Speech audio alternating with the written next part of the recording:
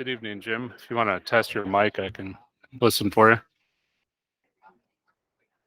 Who's listening? All right, that's James. I can hear Oh, you. hi, James. Hey. All right, I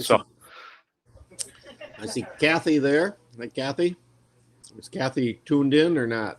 probably not fully yet. I think she's joined the meeting, but no earbuds yet. So I think you're the first one in, and others should be joining here shortly. The old, There's guy Steve. is here first. Oh, there's Steve.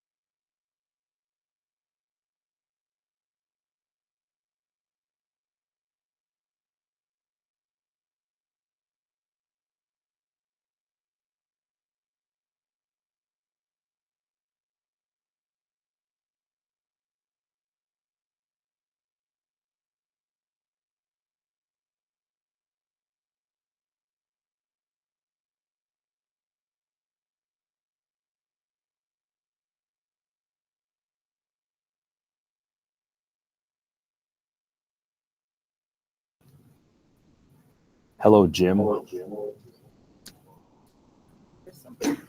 Hello, Matt.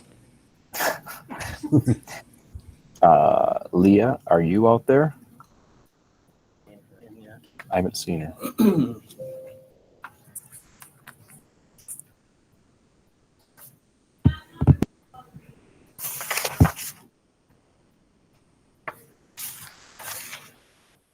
Think not. Has anyone seen or heard Leah at all?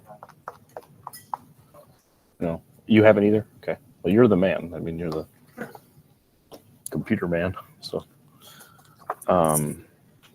okay. Well, maybe we'll give, I'm guessing Leah might show up here. I don't know. I guess I don't know, but 7 of us are here. Jim is online. We'll wait to see what happens with Leah.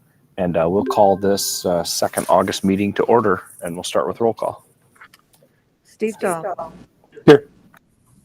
Brandon Farrell. Here. Jeremiah Johnson. Here. Kathy Klein here. Kelly Kwiatkowski. Here. Leah Maves. Derek Nimmer. Present. Jim Raymond. Here. Matt Towns. Here. Dennis Pauly. Here. Okay. First up is citizen input, which is undoubtedly why most of you are here.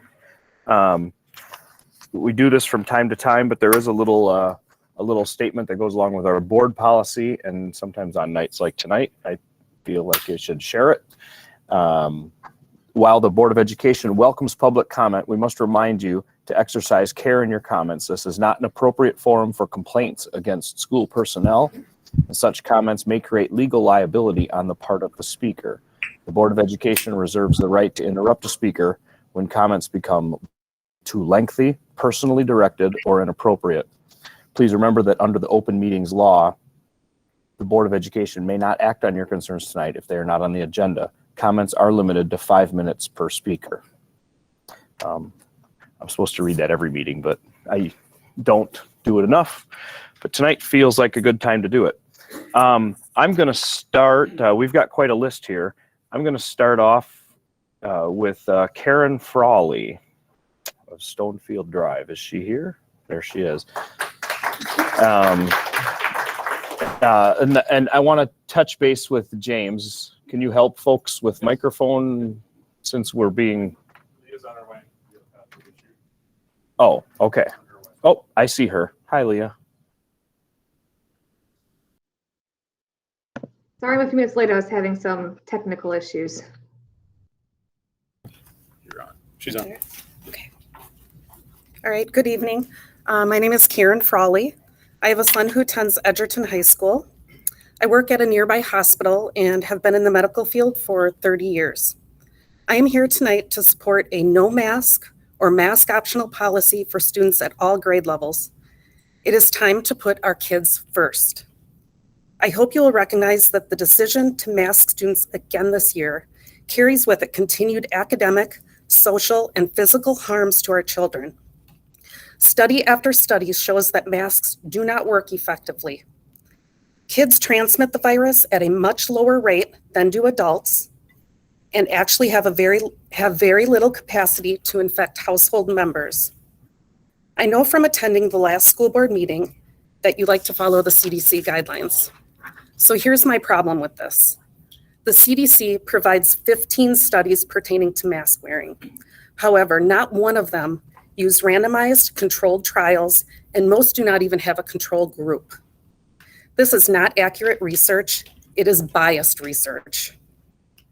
Do you know that many other nations around the world, including the UK, Ireland, all of Scandinavia, France, the Netherlands, Switzerland, and Italy have exempted kids from wearing masks in classrooms?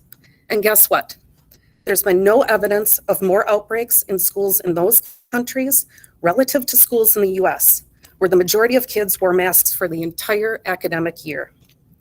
And please stop masking our youngest children just because they can't get vaccinated. These kids need to see facial expressions of their peers and the adults around them in order to learn social cues and how to read emotions. Even the World Health Organization differs from the CDC and says no masks for children under 6.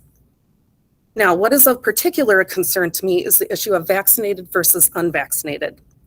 It became very clear to me at the last school board meeting that many of our school board members are extremely biased toward getting the vaccine.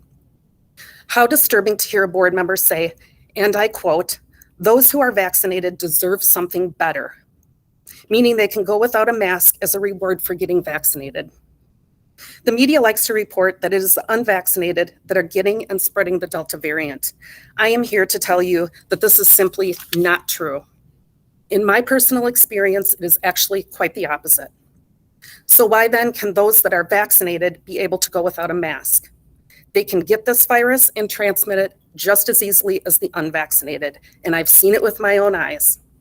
This is nothing but discrimination and segregation with no basis for it. In my conclusion, please just consider the kids and keep the choice to mask up to the families. Thank you.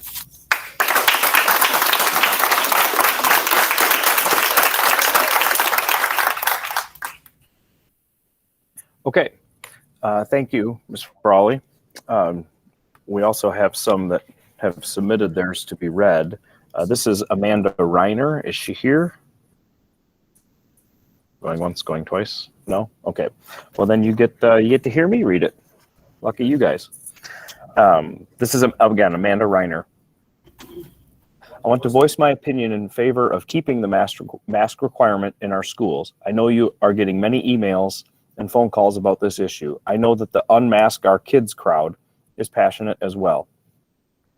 Especially with the highly infectious Delta variant circulating, removing masks indoors could be a recipe for disaster. Just one infected child could spread the virus to an entire class, especially in elementary schools where no children are yet vaccinated. This is why both the CDC and the Academy of American Pediatrics strongly recommend masks for unvaccinated children in schools at this point in the pandemic. Many are saying that the reason why we can drop the mask mandate inside school buildings is because children are at minimal risk for severe COVID. This is true to some extent. Yet at the same time, the CDC has data showing that among adolescents who were hospitalized with COVID this past spring, a third were admitted to the ICU and 5% required ventilation. We are seeing huge hospitalization spikes in children who have caught the Delta variant, including children admitted to intensive care units. Over 400 children have died so far of COVID-19. Last school year proved that kids could go to school and remain safe, even during a global pandemic. Why was this possible? Masks. Masks worked last year, and most children adapted well. And part of the reason masks worked well is because all children and staff wore them inside diligently. If we move toward a maskless or mask-optional environment, especially among children under 12, we risk losing that safety measure that so many of us desire and deserve for our children. Again, all it takes is one maskless infected individual to spread the virus to many. Thank you for your time and consideration. Sincerely, Amanda Reiner. All right, and we'll get her into the record. You want those? Next up, to give you a break, Ginger Hageman? There she is. Sorry if I said that right.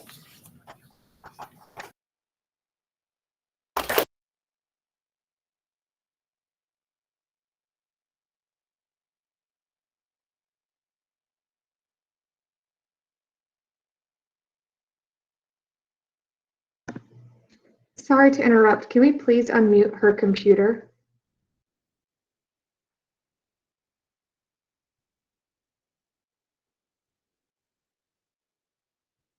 It's fine. Came home with lots of headaches. We went to all kinds of testing, from eyes to MRIs, CAT scans, trying to rule out why he has headaches. We did mask extenders and everything else. Everything kept reverting back that the masks were causing the headaches. It's just one kid, but I'm sure there's others. And I just, once again, just against having to be masked. Thank you.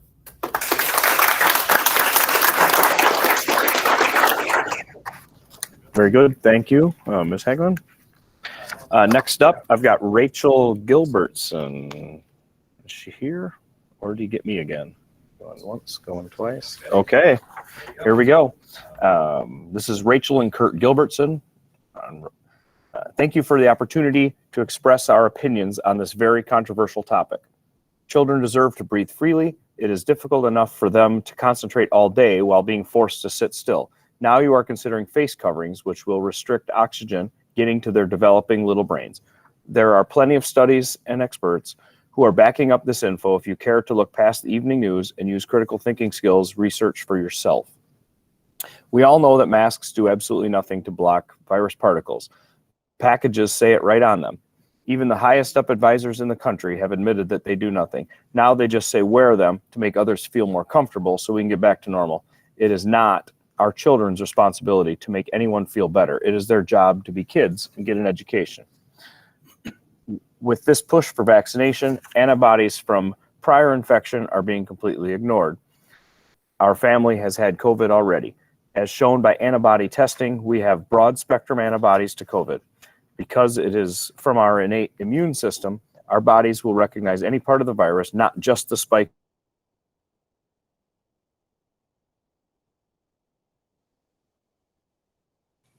Virus mutates. There is zero reason for our family to mask or vaccinate, a decision which our physician agrees with. If you are considering allowing the vaccinated to go without masks, then you must also allow those with antibodies to go without masks as well.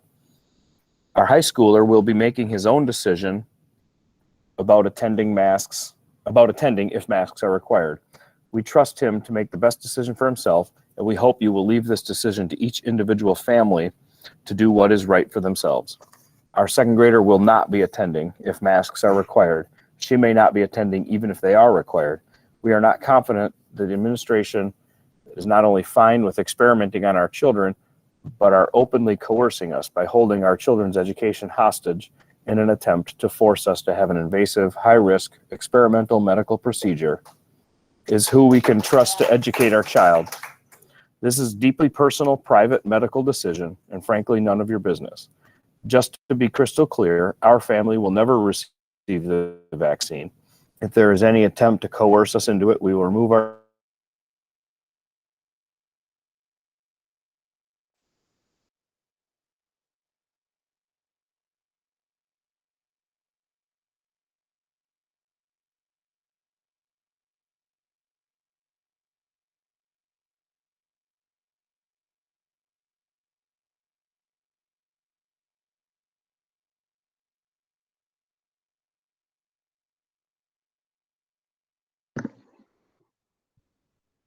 I think Matt may have lost his sound, or at least I lost it.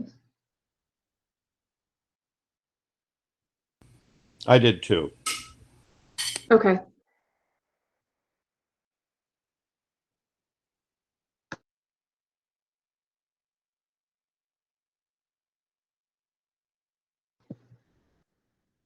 Hey, Dennis, is anybody talking? Or Steve, you have your earbuds on. Yeah, they're talking to a citizen. Matt, can you fix your mic? I think he dropped off.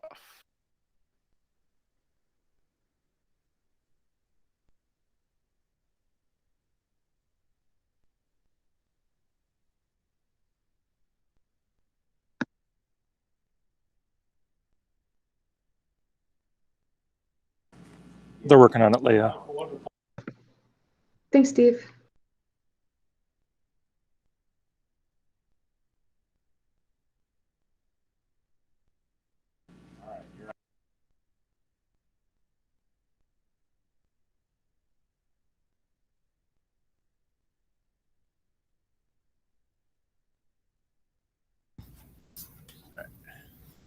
So now my name's Chris. I have 2 kids in school here in Edgerton. I am here to speak against Max Choice. My kid comes home, soaking wet mask. There's no way it's protecting anybody from anything. I walk my kids home from school. The minute them kids hit the outdoor, they're playing with each other. They're messing with each other. They're holding hands. They're running and laughing at each other. The mask ain't doing nothing behind these closed doors. If I was rich, I'd be able to donate a bunch of money to Nancy Pelosi or maybe Obama and attend one of their maskless parties. But unfortunately, I don't have that much money. So, on behalf of my kids, mask choice. Thank you.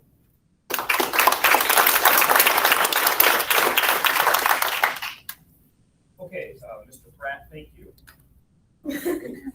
Next up, I've got Grace Miller. All right, so Matt, we can't hear you very well. Here we go. All right. Again, this is Gracie Nimmer. You have already heard enough about the mask debate. You have heard that public health experts recommend complete masking in schools to protect everyone. Any other opinion you have heard is irrelevant and not based in reality, but based on feelings. COVID-19 does not care about feelings. COVID does not care about freedoms. COVID doesn't care if you think you are above it. It is a virus, an extremely contagious one. Its number one goal is to infect you and everyone around you. And we know the number one way to prevent this from happening is to cover your nose and mouth with a mask. A piece of fabric worn on the face that is at most a minor inconvenience can greatly reduce the spread of COVID-19. I am vaccinated, but I still wear a mask because health experts have told me to, because I know there's a large chance that it is protecting me and everyone around me. Even if I am not experiencing symptoms of COVID, I could still spread it. I don't want to get my friends, family, or teachers sick, because what if they aren't vaccinated? What if they spread it to others that aren't as healthy? There is so much risk that I can have just some control over by covering my face.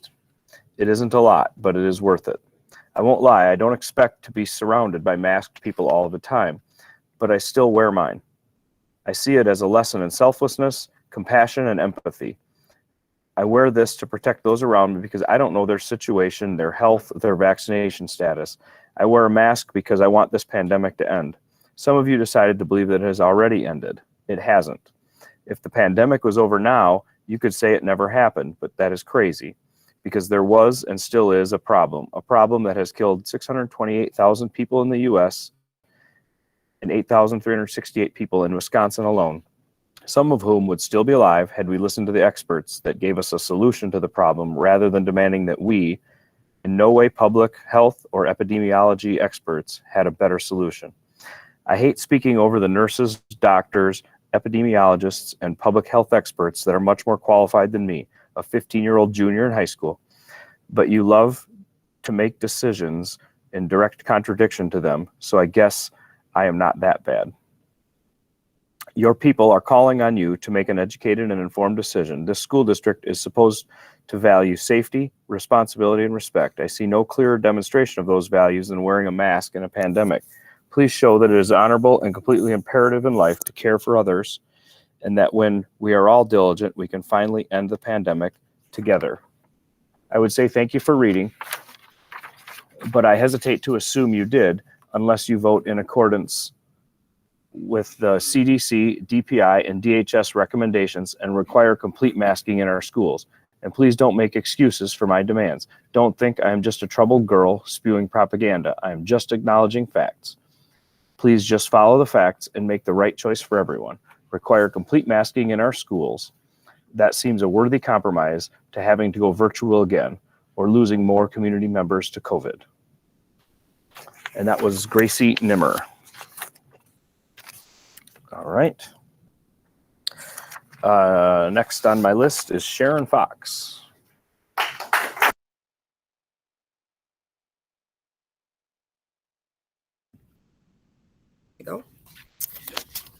My name is Sharon Fox, and I am the parent of 3 school-age children in Edgerton.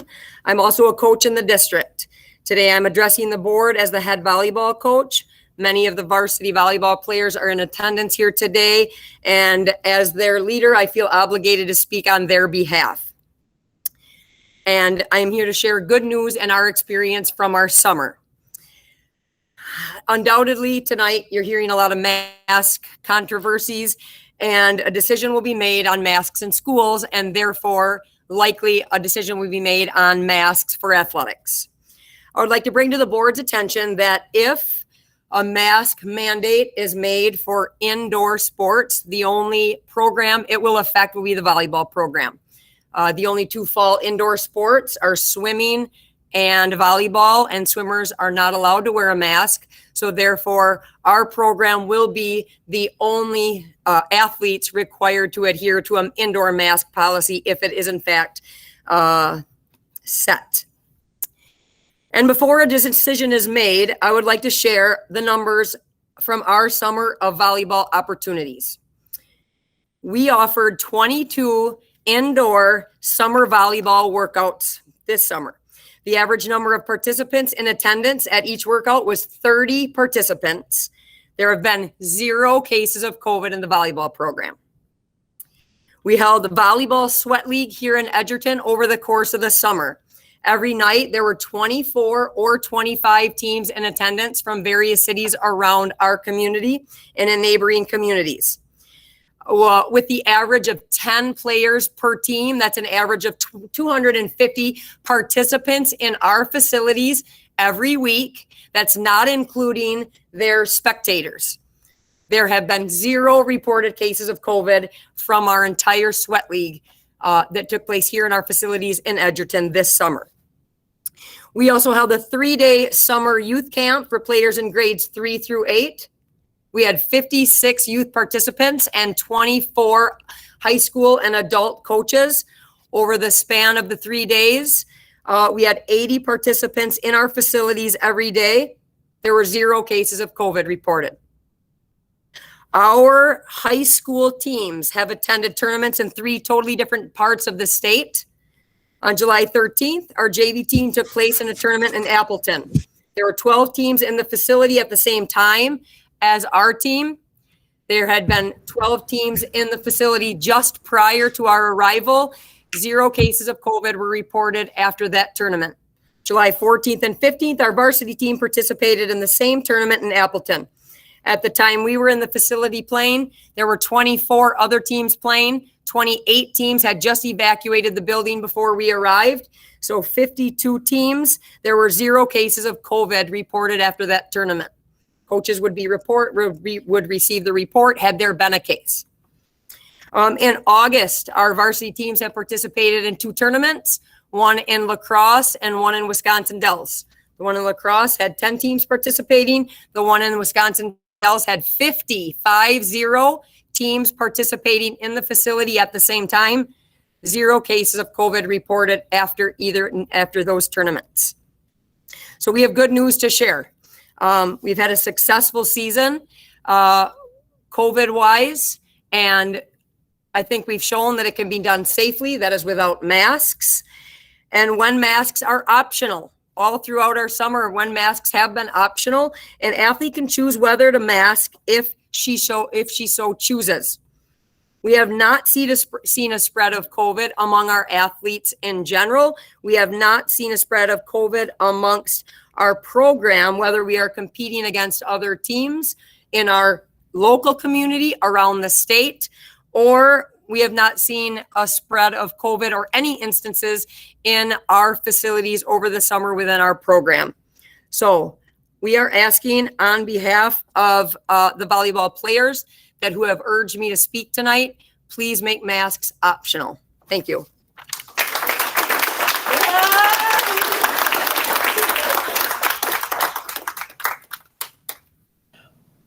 Okay, thank you. Next up, I've got Ryan and Sarah Beckwith. Are they here? I don't think so. I think they were going to be up time. Okay. Sorry.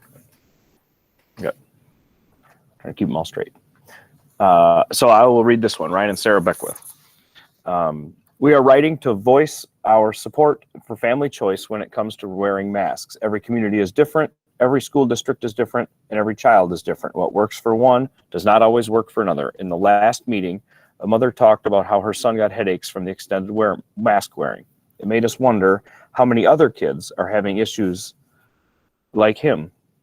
As his mother, how can she be asked to mask him knowing he is getting headaches? Why would his rights be less important than another child who would like to wear a mask? They are not less valid and should carry the same weight. Let parents choose what is right for their children. There should be no shame around either choice. As was mentioned in an earlier board meeting, finding supporting evidence can be tricky.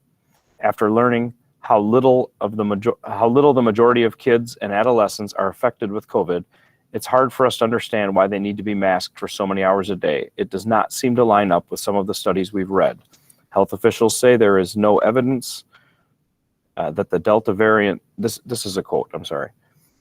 Health officials say there is no evidence that the Delta variant affects children and adolescents differently than earlier strains. And the vast majority of the 4 million young people who were infected since the pandemic began did not become severely ill, with many showing no symptoms. Health officials say, though, that because the Delta variant is more contagious, more children could get it and carry it home to people who aren't vaccinated. Our kids have spent their summer playing with friends, going to movies, water parks, concerts, sporting events, and the state fair. Although we have not gotten sick, we acknowledge there is always a chance we can get sick. That is our choice and a risk that we are willing to take to be out and about. We ask that our choices are respected just as we respect those who choose to wear masks or stay home. Please leave the choice to wear a mask with each family. Please let us choose what is right for our kids. Ryan and Sarah Beckwith.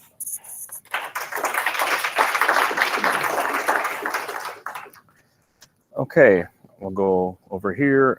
Mona Sen.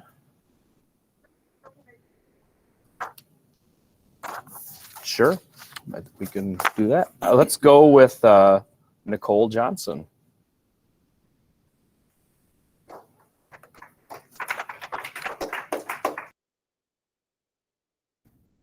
Thank you. Good evening. Tonight, I'm here to ask you to keep our children safe as they return to school next week by simply having all students and staff wear masks to school. Last year at this time, the school board decided that the safest way for students to return to school was by having them wear a mask. Last year at this time, the spread of COVID wasn't as high as it is today. If the district has students wear masks, hopefully it would lead to a more normal school year for students, and classes will not have to quarantine as much as last year. Last year, my daughters in second grade were only in class for roughly 4 weeks between September and January. Their teacher was wonderful and did a great job, but yet the school year I had hoped for was instead a year in limbo. A school of Google Classroom, school in person, and then back home again for quarantine. School all the time and none of the time. No part of it was good for kids or parents, but most parts of it were safe. And somehow, impossibly, we made it through a full year. Time collapsed and it was summer again, and briefly things looked better. We began to dream of normalcy, of trips, jobs, and school. But 2021's summer of vaccination didn't pan out as vaccination rates slowed, and the Delta variant cut through some states with brutal efficiency.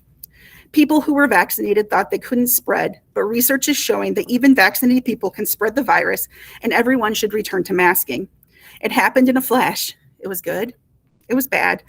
And now we're right back in the same nightmare we've been living in for 18 months. And suddenly now it's back to school while cases are rising, back to school while masks are a battleground, back to school where everyone under the age of 12 is not vaccinated.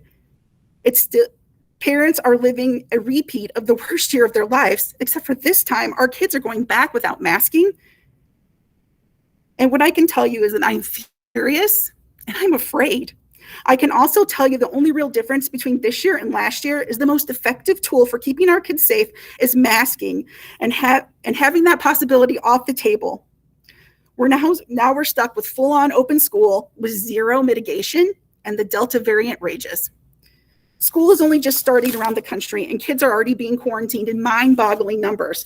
20,000 across the state of Mississippi, 10,000 in a single school district in Tampa, Florida. They're getting sick too, with hospitalizations of kids under 17 across the country up at least 22% in the last month. By the CDC's count, and each week new records are set for pediatric hospitalizations for this entire pandemic. The rapid increase of COVID-19 cases among kids has shattered last year's often repeated falsehood that kids don't get COVID, and if they do, it's not that bad. It was a convenient lie. That was too easy. It was easy to believe, in part because we kept most of our kids home. Or if they came to school, they came with mitigation strategies that worked. The best one was masking. This year we'll find out how dangerous this virus really is for our children in the worst possible way. Of course, things can be done to reduce the risk of COVID, to kids, but these very things are fueling battles across the country. Masking, the easiest solution to reducing the spread of COVID-19, is at the center of the fight. Even this board seems to disagree, which is unfortunate because it seems like some of you want children to get sick, since you do not want to have the basic mitigation strategy of masking, something so simple that could help keep kids in school, but most importantly, keep kids from getting sick. Maybe you don't understand, masking only works when everyone wears one, because when you wear a mask, you are helping to keep others safe from you. If you decide to go mask optional, you are saying to every parent who has a child that is immunocompromised or has a family member that is, we don't care about you, and we certainly don't care about your children. I know it might be shocking to some of you to think that organizations like the Rock County Health Department or the CDC or the American Academy of Pediatrics are political, when in truth, if you decide not to follow their guidance, it's you who are political. It's about public health. And maybe you have no place on a school board where their main goal is to protect children. Thank you.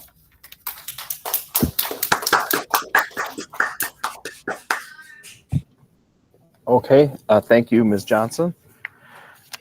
Next up, I've got one from, I apologize, Cian Hardkey. I'm apologizing if I'm not pronouncing that correctly. Cian? I don't know. Okay, I guess I'll read it. Hi, I'm Cian Hardkey. I'm a 6th grade student and I'm worried about school not being safe. I'm 11, so I can't get the COVID vaccine. So when I go to school, I want to be safe, but you aren't helping with that. If you make masks optional, it will make kids who cannot get the vaccine become at risk, including me. When I go to school, I want to think about playing with my friends and working on my education, but instead, I now have to worry about being safe and not bringing home a deadly worldwide virus, which is even more important when I have a 95-year-old grandma who could easily be infected with the virus. Because of how old she is, if she gets it, she could die. So please vote option 3, because us kids care about our schools too. Your student, Cian Hardkey. Okay, got that in. Next, I'm going to say, let's see, on the list here, Jamie Manier. She is. Okay.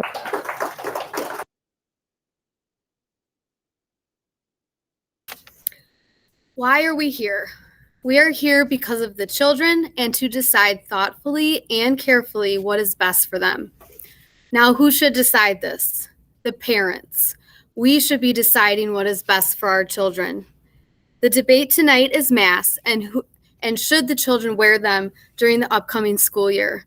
I want to state that I understand why there are people out there that want them, that think they offer protection.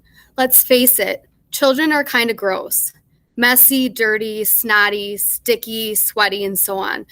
I get that some people feel like the mask offers a layer of protection against particles of germs when someone sneezes or coughs. But in reality, that is it. It will not protect against the virus. It states right on some packaging in bold lettering. It has been stated over and over by doctors, senators, scientists. It is common knowledge by now that the cloth, cheap masks don't protect against the virus. Data taken off the CDC website states that the pediatric flu deaths during the 2019-2020 year reached a new high at 199. I tried searching for pediatric deaths, and I could not find anything. I would find data upon data about the total cases, but I couldn't find much on deaths. My point is the flu is much more serious when it comes to our children, yet did you make them mask up? Did you make them get the flu vaccine or even talk about the flu vaccine like it was the end of the world? Did you even suggest printing out a list of the vaccinated versus unvaccinated and treating those who did not have a flu shot like they were any different? My entire concern is for our children and what is best for them. If this virus was hurting them, I would say yes, mask up. do everything and anything we can to protect them.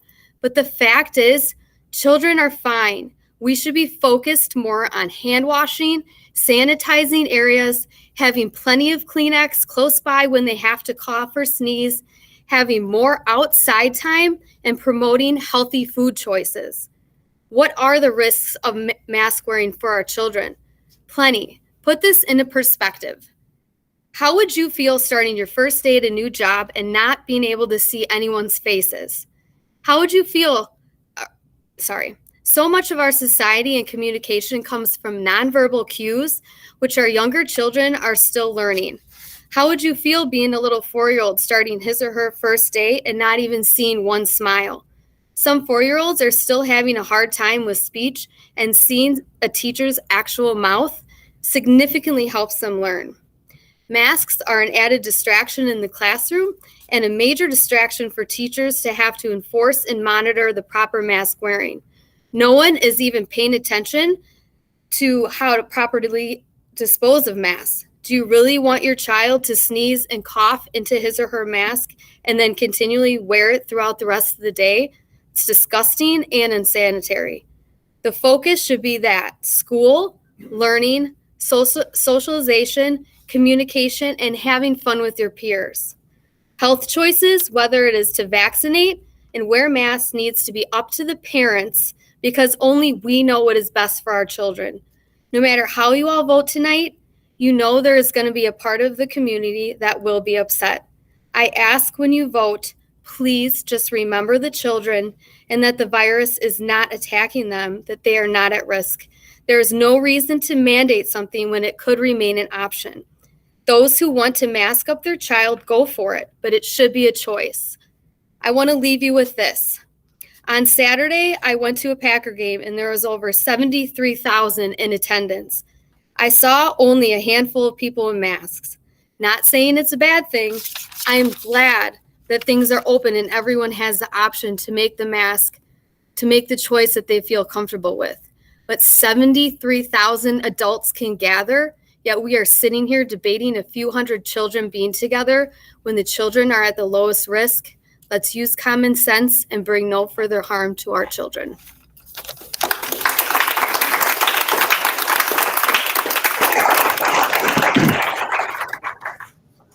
Okay, thank you, Jamie. Next up, I've got Casey Kitchak. Going once, going twice. It's me again. All right. Hello, I'm a parent of a 3rd grader and a younger child at home who has asthma. I have a lot of hope that the school board members will go alongside of what 57% of the parents who took the mask surveys decided, that at the very least, students under 12 should have to wear face coverings. The bottom line is this: kids under 12 are not currently able to get the vaccine, so it is up to the adults to do everything in their power to keep them safe. Indeed, we are asking our children and teachers to sacrifice for the sake of unvaccinated adults. However, the survey proves that the majority of them are willing to do this in the name of safety. Let's not unnecessarily endanger our children. Let's require the next most effective thing second to vaccination, wearing masks. This requirement will also significantly reduce the amount of learning disruption caused by positive cases. Everyone wants things to be back to normal, but taking baby steps is a necessity. According to DHS data on August 18th, Edgerton is in the high category for community transmission level by school district. With the Delta variant, individual infections can generate 1,000 times more virus than those infected with the original COVID-19 virus. Each case of the Delta variant can spread to infect 8 or 9 people compared with the 2 or 3 infected by each case of the original virus. Let's not ignore these facts. It's clear that this is the wrong time to relax all social distancing and masking guidelines. At the last meeting, I felt that there was an abundance of concern about singling out students who have been vaccinated versus those who haven't. Proof of vaccines are not new requirements for schools. This has been going on for a century and is how polio was eradicated. No one is asking for a COVID vaccine requirement of our children, just asking that people wear a face covering while indoors. There is no freedom in ignoring this virus, only sick kids and community members. Freedom is not the option to walk around without a mask on. That's just one bad way to approach a situation we're all in, whether we like it or not. From a simple cost-benefit analysis, it's clear this is the right decision. Let's protect our vulnerable children from something we know nothing about the long-term effects of.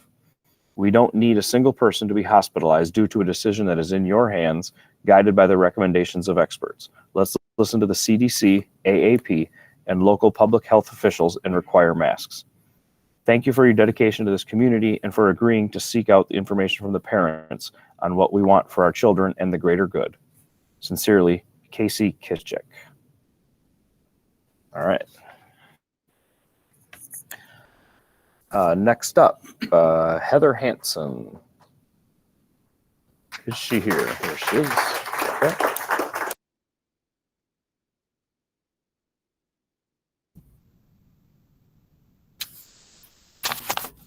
Okay, this is terrifying. So, first time coming to a meeting. Wanted to before, but speaking in public is not my thing. So bear with me as I try not to bawl my eyes out. Hey everyone, my name is Heather, and my family has lived here in town for 8 years. Remember the number, $10,687.82. Up until last school year, we didn't have any real issues or concerns. On February 19th, though, it changed everything for me. I walked out, getting ready for work, to hear a staff member tell my third grade son's class what white people should do. That statement stopped me dead in my tracks. It was my introduction into what some people call social emotional learning, CRT, equity, racism, etc. And knowing that it's being taught to our children right here in town, and that our teachers are pushing their ideologies and personal agendas. I emailed many staff members, and will say I was left feeling pretty disappointed and not comfortable or confident anymore. There was also an assignment my 9th grader had, and it mentioned the word equity. And I said, I think your teacher means equality, which the teacher said, no, equity. And if you're not familiar with SEL, CRT, or equity, what that means, the short version is they want equal outcomes, not equal beginnings, where our children learn how to build character and the cause and effect of their decisions. Not everyone gets a participation ribbon. This picture shows the difference between equality and equity. This is where our children learn how to build and make decisions.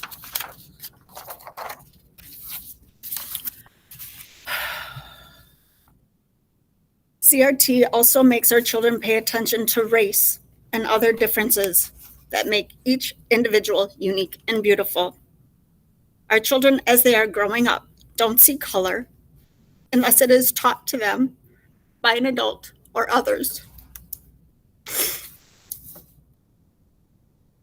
Another thing that has really bothered me is this huge push for discrimination and segregation that I see happening alongside with CRT.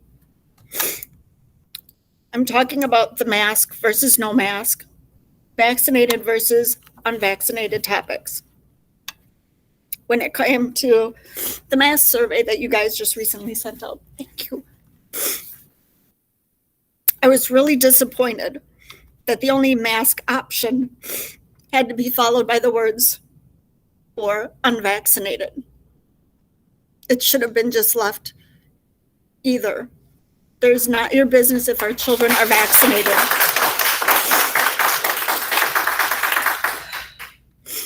for people like myself that have emotional, physical, mental, etc. trauma from rape and other unfortunate events.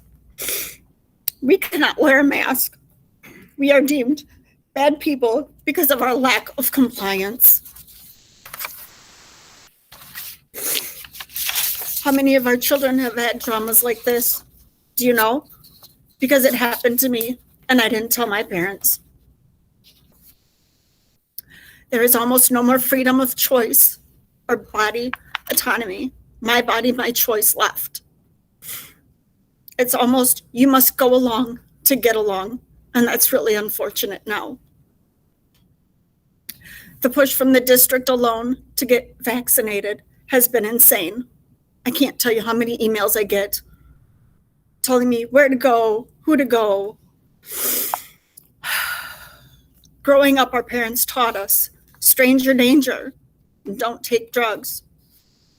We are literally being told at almost every turn to take an experimental drug now. It's been turned into a, you're a good person if you mask and vaccinate yourself and your family. This policy 5310 is also concerning to us parents. As of now, we the parents have to give the school permission, sign a consent form to give even the simplest thing like Tylenol to our children.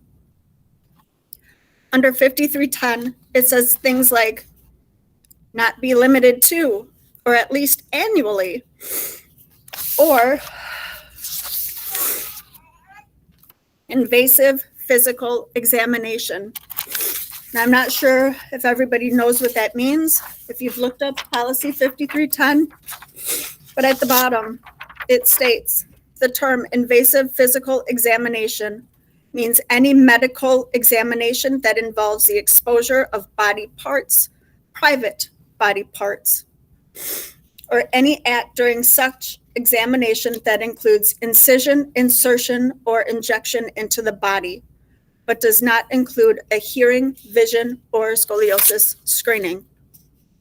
That is concerning to many of us, and you will never get my permission to touch my children. You stated that there will be PCR tests on hand for students and staff for testing.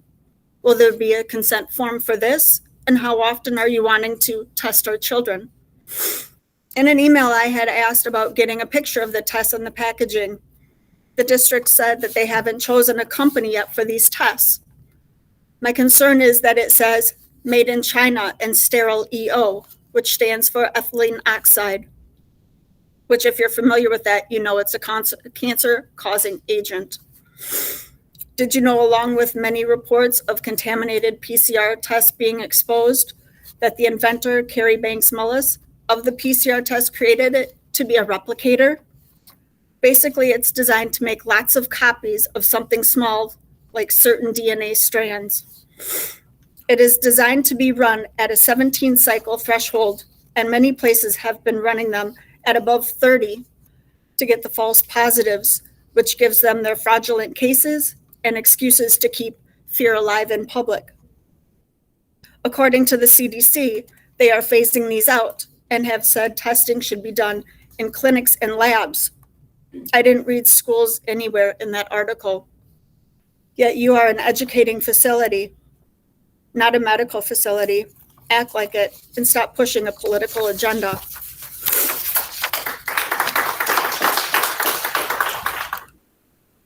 Have you heard of legal rights, constitutional rights, law of the land? How about crimes against humanity, notice of liability, or the Nuremberg Code? If you haven't, you should start reading up on them. Remember that amount that I started with? $10,687.82? Well, that's what each of our children are worth to the district, no matter if in person or through JEDI. Well, I and many other parents here are standing up to you and anyone else when it comes to our children. It is our choice. I know some parents that have already pulled their children out of this district because of school's overreach. And if things don't change, the district just might take one $10,687.82 hit after another as we find other options for educating our children. These are our children, not yours, not the states or the government. We, the parents, will take a stand.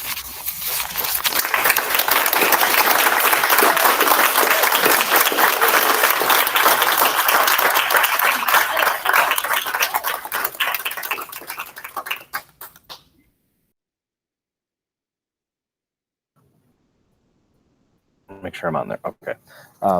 Okay. Ms. Hanson, thank you. Wherever you went, there you are. Okay. Next up, I've got Dean Whitman. Is she here? I don't think so. I didn't see her. Okay.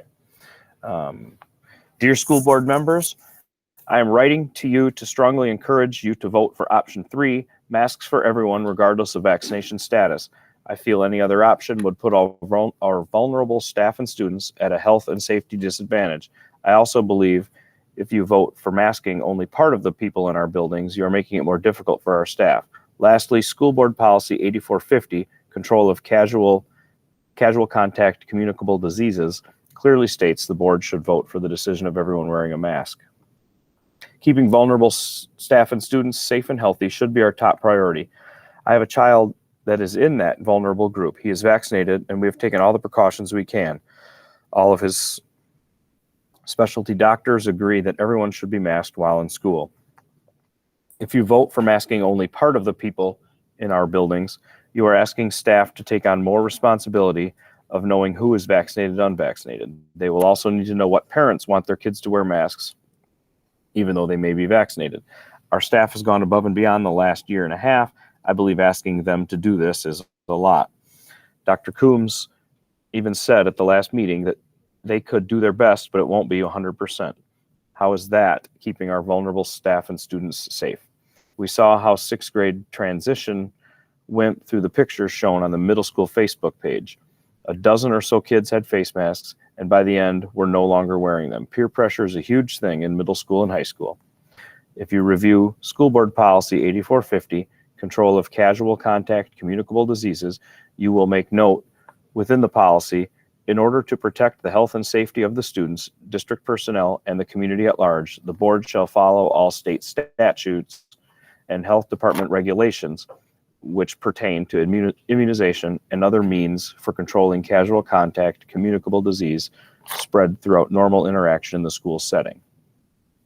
In closing, I believe that we as a district did a pretty good job of keeping COVID out of school as much as we could. A big part of that was having everyone wear masks. So I urge you to vote for option 3. Sincerely, Dean Whitman. Okay, next up, I've got Carol Miller. Thought I saw her. There she is. Okay.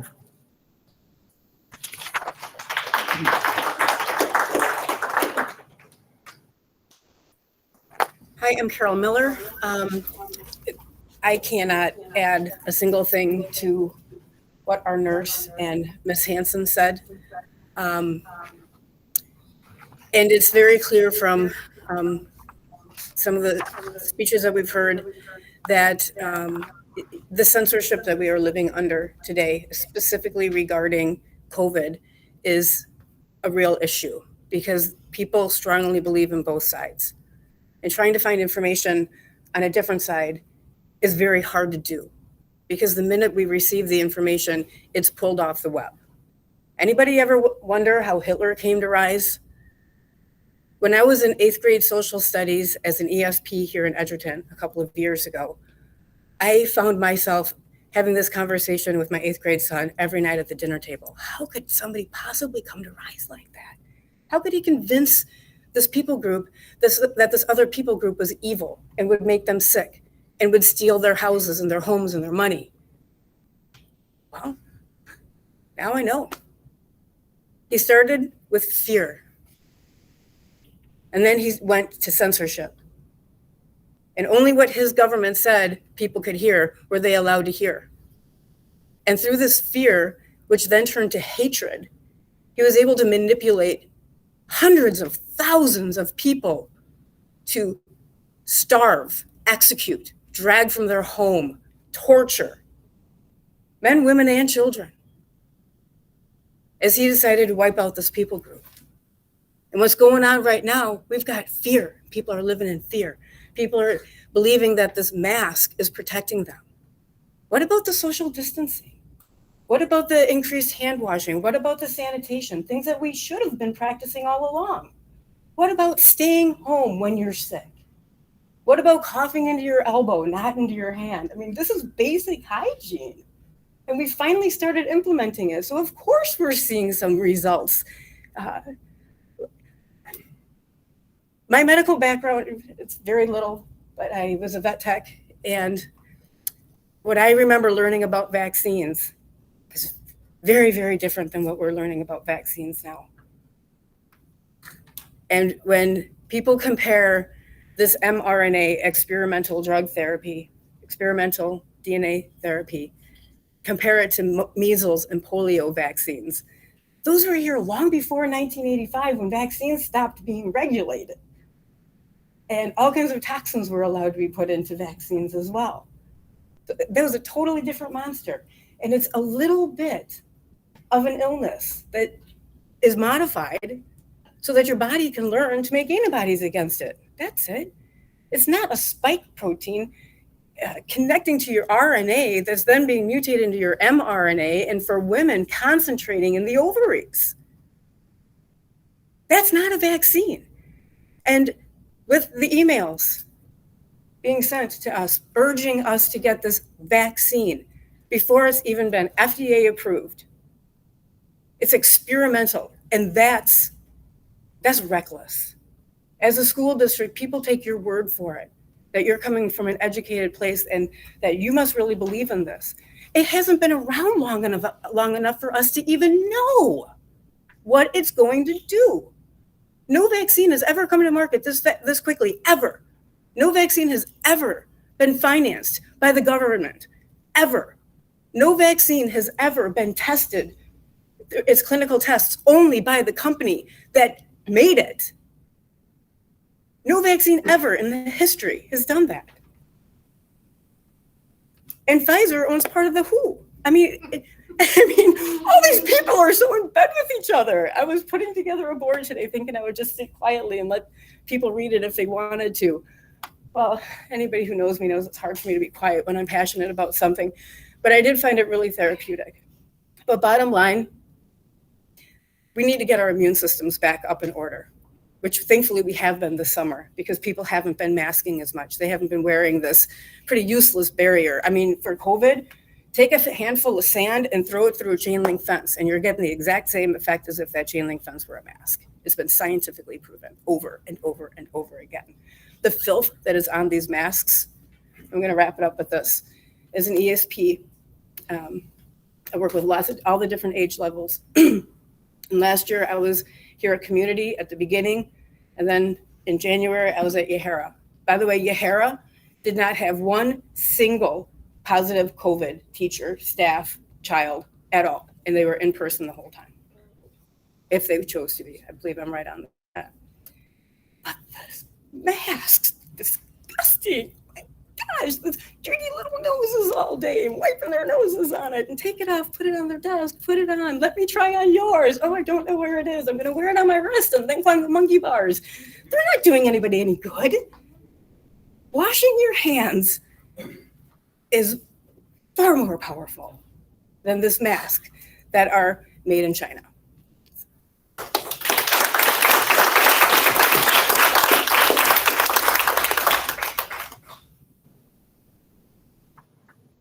Okay. Thank you, Carol. Next up, I've got Joe Hartke, and he had asked me to read this. To the members of the Edgerton School Board, for clarity and perspective, let's recap where we are at this moment. We're dealing with a highly infectious variant of a virus that's already sickened thousands of our friends and killed some of our loved ones. Left free to infect last year by our indifference, it placed an unimaginable burden on our staff and teachers. It stole semesters of proper education and friendship from our children. Then we wasted precious time this year, politicizing the tools and information to control COVID. Clever enough to run rampant through the unvaccinated, it quickly learned how to infect the vaccinated. The latter were mostly spared from the ventilator by their shots, but the former passed it on to their vulnerable children. Kids filled ICUs in Texas, Georgia, Missouri, and Florida. Newly opened schools were brought to their knees. We created this mess, throwing our fury around at school board meetings, our toxic pride poisoning decision-making and betraying young students. Now it's time to sacrifice that stubbornness, give them the protection they need, and pass option 3, a universal mask mandate for Edgerton students and staff. A mask mandate is proactive. It sees outbreaks like the one tearing through the Edgerton Care Center only 2 blocks away as a threat to academic success. It assumes not if, but when, and puts up roadblocks for transmission. It understands that starting with a relaxed response and being forced into strict standards will sicken more kids than the reverse, starting strong and relaxing when the danger has passed. A mask mandate is a moral choice to help everyone. Viruses don't care about our surveys, our personal choice. They don't even care about our freedoms. They see every human as a possible host to duplicate. So every human needs to do their part, the old, the young, conservatives and liberals, vaccinated or not. And when we all mask up, the school helps the larger community stay healthy, our workers, hospitals, and nursing homes. Most strikingly, a mask mandate levels the playing field to educational access. If we pass a voluntary or partial mask policy, we are asking only the vulnerable to shoulder the burden of staying healthy. Concerned about their safety, these families will have no choice but to sacrifice in-person education. They may even have to leave the district.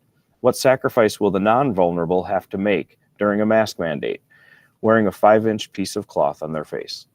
The imbalance of responsibility here is ridiculous, selfish, and wrong. If we don't all stand up together, only the disadvantaged will fall. Safe, selfless, fair. I implore the Edgerton School Board to pass option 3. And after our school community leads the way with a mask mandate, let's go further and organize a COVID town hall with other city leaders, because we're one ecosystem, Edgerton, and 5,000 different strategies cannot defeat a disease with one. Sincerely, Joe Hardkey, a concerned parent of an unvaccinated student. Okay, we've got that in. Next up, Heather Reed. There she is.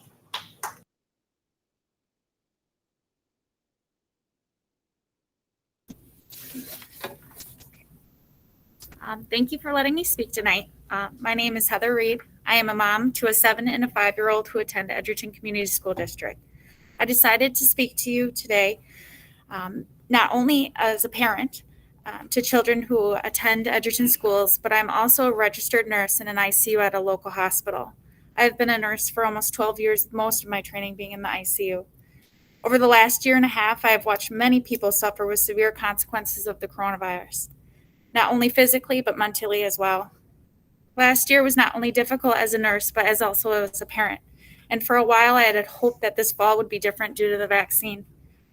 Unfortunately, due to the circulating and highly contagious Delta variant, the hopes of returning to school pre-COVID is just not possible if we want to protect our kids, teachers, and our staff.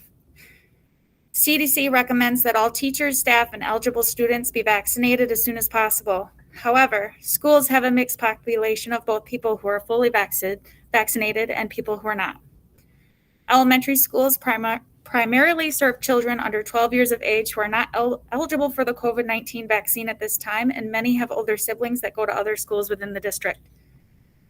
Over the last few weeks, COVID-19 cases, including hospitalizations and deaths, have been rising all over the country.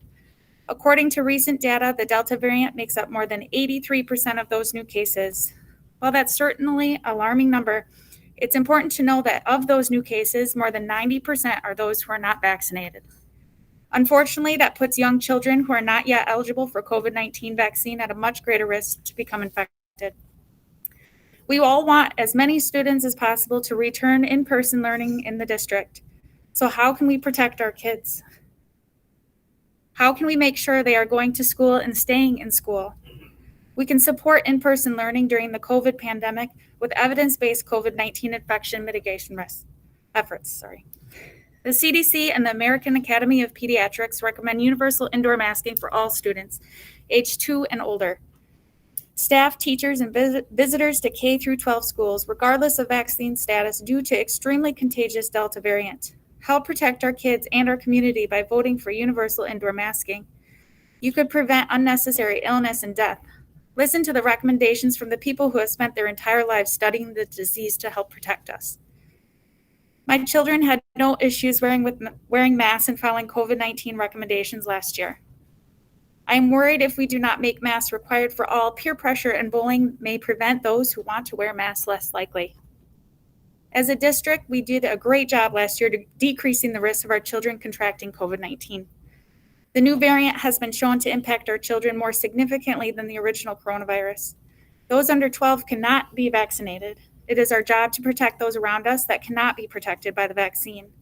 Please consider science and those who study this disease and the recommendations when voting. I also agree that masks are not the only thing that will protect us.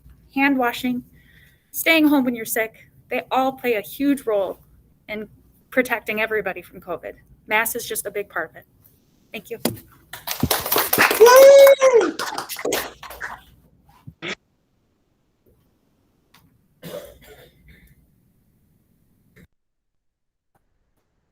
Trying to get unmuted. There we go. Okay, thank you, Ms. Reed.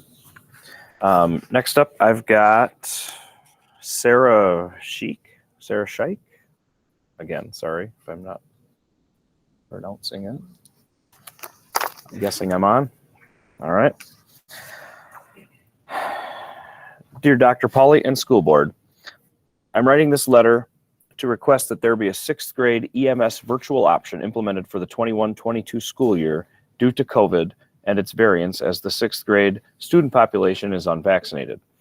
I feel this is an option that is necessary for certain families as their only way to keep their child and families safe. It is my understanding that community elementary school has a virtual option, however, 6th grade does not.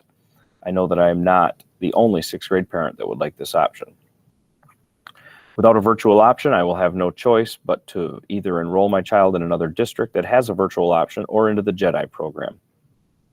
The JEDI program has social limitations for children and does not allow them to transfer back in, except for the end of semesters, which do not run parallel to the EMS trimesters. I'm disappointed in our leadership that we have only now come to the option of surveying masks within schools and are not prepared for a virtual option. Why are we even polling parents on the mask option? The medical facts and scientific data should mandate that unvaccinated populations and those around them be required to wear masks, now including vaccinated populations. Since when does education base its policies and procedures on wants versus fact and fiction? Our sister county of Dane has a mask mandate for ages 2 and older. Why are we not following that example? I raise the question then, how is this district going to handle outbreaks? Will you then switch to a virtual option? This virtual option could have been in place immediately to protect our children and not displace students from their regular classes or school district. I would ask you to review how many students have switched out of the school district, how many 6th graders were virtual for 5th grade last year, and how many 6th graders are doing a JEDI option this year. While I understand there are logistical issues for a 6th grade virtual options, and they are in the hybrid in the EMS system, as they do not yet meet the requirements for vaccination. I implore you to offer a virtual option for the safety of these 6th graders so that they do not become subject to a statistic. While I understand the COVID virus and its variants impact individuals differently, and only a small percentage are hospitalized, will we wait until one of our own children is dead or disabled for the remainder of our lives when we as adults, educators, and leaders in our community could have done more from the start? No one ever thinks it will happen to them until it does. We should be taking lessons and learning to plan to offset the spread, not behaving in a reactive or complacent manner. Are we learning nothing from the schools in our country that have opened and are having outbreaks, forcing them to offer the virtual option and shut down? Examples of this are filling our news headlines for the 2021 school start across our nation in Mississippi, Florida, Oklahoma, Texas, Georgia, Indiana, Louisiana, and South Carolina, to name some. Take Mississippi, for example, 1 week after school started, more than 20,000 students across the state are in quarantine and several districts have been shut down. In a recent article from NBC News on August 19th by Bracy Harris, she tells the story of Donovan Barlow, who is 11 years old and in the Children's Hospital in Jackson, Mississippi. His mother, Rosie Barlow, has spent days worrying over whether her son Donovan, 11, will wake up each time he drifts off to sleep. Instead of dancing around the house and playing video games with his older brother, he is hospitalized and receiving breathing treatments. Donovan is among 28 patients confirmed or suspected to have the virus at the state's only children's hospital. His parents say Donovan was weeks away from being vaccinated when he contracted the virus. While most children with COVID recover without becoming seriously ill, the bouts that end in complications can be devastating. Several patients at Mississippi Children's are on ventilators. One death from COVID complications has already been reported this year. Michaela Robinson, an 8th grader attending public school in Smith County, died on Saturday. She tested positive for the virus the day before. The Delta variant is also proving that it can spread among vaccinated individuals. Children are taking the virus home to vaccinated adults and other family members who are becoming sick in breakthrough cases. Our children don't have a say in how we navigate. We as the adult decision makers do.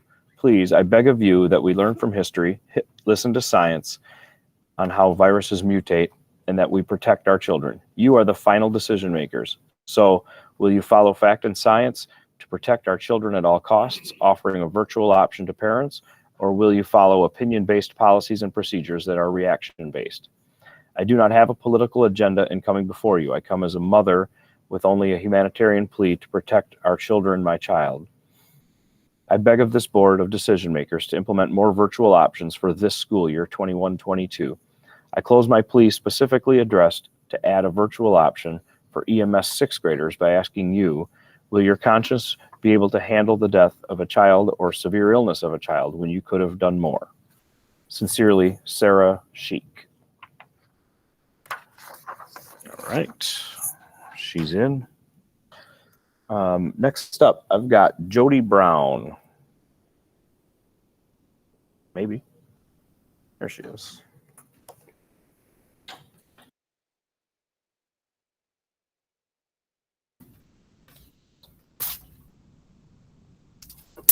After attending the last school board meeting, I wanted to say a few things and voice some of my concerns. I originally came to the meeting because of the notice sent about the school's authority to collect information on students' vaccination status. I know this information has always been collected, but the wording concerned me. Needless to say, I was not thrilled with the option to have unvaccinated kids still wear masks while vaccinated did not have to. My son is in high school, and my first thought was, this would definitely cause a divide among other students and friends. This is a highly personal health decision that parents have to assess for their own children and family. To have some kids wearing masks and others not wearing them is not a good idea. The example of a 6th grader was brought up, but clearly high schoolers were not thought of in the scenario except as of how it would be enforced. I wondered if I was being a little overreactive about it, but as the meeting went on, I could sense the divide in the room regarding this issue. Imagine what it's going to be like for the kids in school every single day. I want to make it clear, I don't believe we should be putting masks on our kids at all. We need to stop with the masks. They do not work. Prior to the pandemic, there are many studies documented that surgical masks and respirators are not effective in preventing the spread of viruses. I have a stack here that says the same thing. One of the studies from data collected from 1946 to 2018 that was done regarding influenza, scientists, quote, did not find evidence that surgical type face masks are effective in reducing laboratory confirmed influenza transmission, either when worn by infected persons or by persons in the general community to reduce their susceptibility. As I know someone mentioned giving sources, the source of this study is an article found on the CDC website. Masks not being effective was also the advice originally given to us by the CDC, WHO, and our governmental agencies and leaders at the beginning of the pandemic. But only 4 months into the pandemic, mask mandates were put into place because now they worked and would stop the spread. How did the science over 70 years change in just a matter of months? What studies were done in that short of time that show that mask wearing works? Even after the mandates were put in order, the cases still continued to rise. Many will say that it's because people were not wearing their masks. I have a hard time believing this, as every place we went to, you were required to wear a mask to enter. If the mask worked, why were the cases still rising? There was a comment made at the last meeting that none of the kids had a problem wearing the mask. I couldn't disagree with this statement more. The kids just don't talk about these things. They're told by their teachers and parents that they need to wear the mask, so they do, because they're good kids and they respect their parents and teachers. They're told they need to wear a mask, otherwise they could make someone very sick and possibly die. We are needlessly scaring our little kids. No one can prevent getting sick. My son did not complain or say anything to me for the longest time about masks. I think he was just so happy to be back in school and with his friends and have some sort of normal. But near the end of school, he said to me, "I don't know how much more of this I can take." I can't imagine he's the only kid out there that has an issue. I understand that last year everything was uncertain. We were still learning about this novel virus. There was a concern that even though children were not being greatly affected by this virus, the teachers would still be at risk. This year, teachers have the option to get the vaccine. It seems following the CDC guidelines is the main decision-making tool, but many of the CDC guidelines don't make any sense. For instance, the CDC guideline include quarantining if we've been exposed to someone who tested positive, if we've been in a room with them for more than 15 minutes, even with a mask. If the mask worked, why are we told to quarantine for 10 days? And why are we quarantining healthy people? If we still follow these guidelines, why are there different protocols with vaccinated versus unvaccinated individuals when vaccinated people can still get COVID and still spread COVID? The CDC has its experts, but there are many other experts who disagree with those guidelines. Only looking at and following CDC guidelines is not reassuring to me. What comes next? Mandating the experimental vaccine to be allowed to even go to school? What of the other plans outlined on the CDC website for the pandemic? Are we going to continue to follow those as they become implemented? The health choices for our children should be up to us as parents. Several school districts in the country do not and have not had mask mandates. Some schools in this area have now said there will be no mask mandate or masks are optional. COVID is here to stay, regardless if you wear a mask or not. There are always going to be variants. Are we going to continue to mask forever and say it is so nobody ever gets sick? I ask that you take into consideration that there are other scientific opinions and studies that have been done, and that masking is not the answer to conquering a virus. I would ask that you please consider a mask optional policy and let the parents decide the health choices for their children. We need to stop masking our healthy children.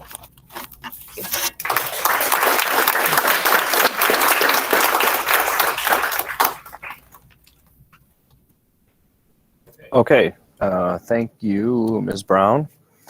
Next up, I've got one from Holly Jones. Is she here? Going once, going twice. Okay. All right. Good afternoon. I'm a parent of 2 students at Community Elementary. I'm concerned about the health and safety of my children and every other student and staff member in the district. During the beginning of the pandemic and throughout last school year, we were told that the district would follow the guidance of our local health departments. I urge you to continue to follow the guidance and recommendations from these departments. All people inside any school facility should be required to wear a mask regardless of vaccine status. The vaccine reduces the severity of symptoms that should that person become infected, but a vaccinated person can still spread COVID. As we've learned over the last year and a half, conditions can change quickly. Over the summer, just when we thought things were improving, the Delta variant began to spread. We've seen hospitals reach capacity in other states. We have to do our part to slow the spread so that we don't have a similar situation in our area. We have to keep our community safe. A great friend of mine lives in Florida, where her 2 children attend a public school that made masks optional. They started school just 1 week ago. Most of the children and staff in her kids' classrooms were wearing masks, just 1 or 2 going without. This morning, her youngest child tested positive for COVID. Now she will have to stay home and quarantine with both of her children for at least 10 days. She will not be able to work during that time. Closer to our area, we have an elderly, unvaccinated relative that is currently hospitalized with COVID. This virus is real. While symptoms may be minor for most, they can be very serious or deadly for some. We must do what we can to make every single student and staff member feel safe. Please vote for the safest option tonight, option 3, that all students and staff are required to wear masks. We won't be able to prevent all infections, I know, but we must be proactive. Masks are a simple tool that can help us slow the spread, keep our schools open, and keep our communities safe. Thank you for your time. Again, I urge you follow the guideline of the health departments. Please vote for option 3. Stay safe. Have a good evening. Holly Jones. Okay, she's in. Next up, Todd Westcott.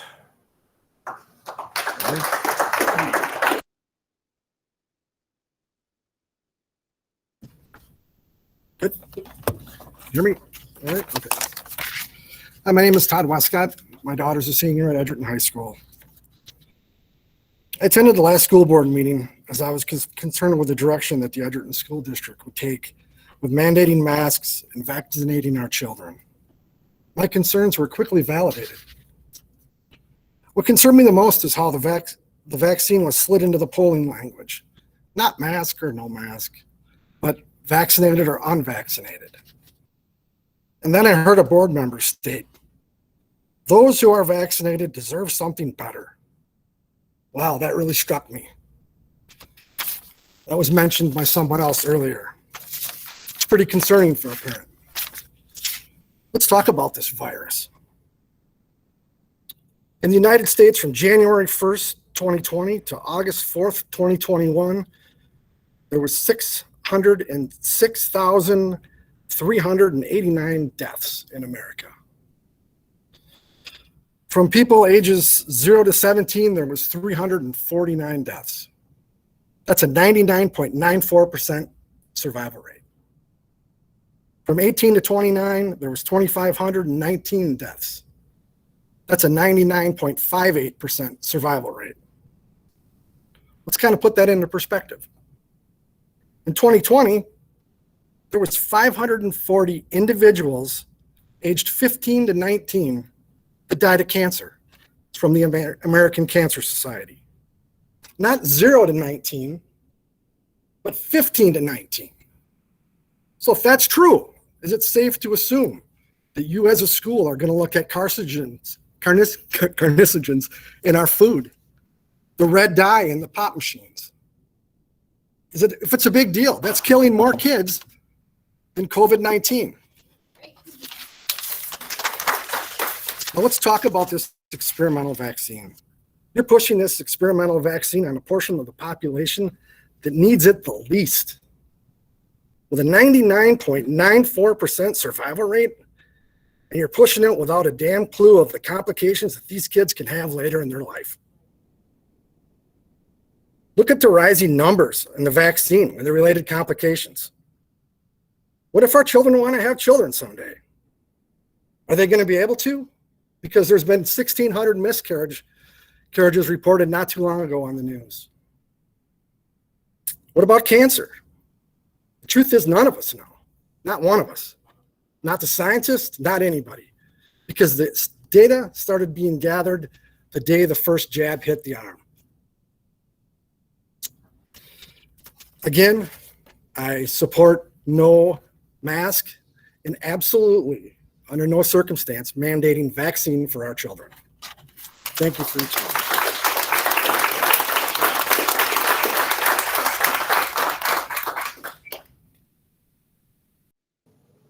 Okay, Mr. Westcott, thank you, wherever you went. Next up, I've got one from Sandra Muller. Is she here? Nope. All right. Okay, here we go.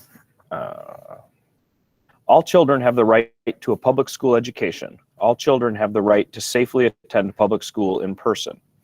Good evening, my name is Sandra Muller. I'm a parent of a child under the age of 12 in the Edgerton School District.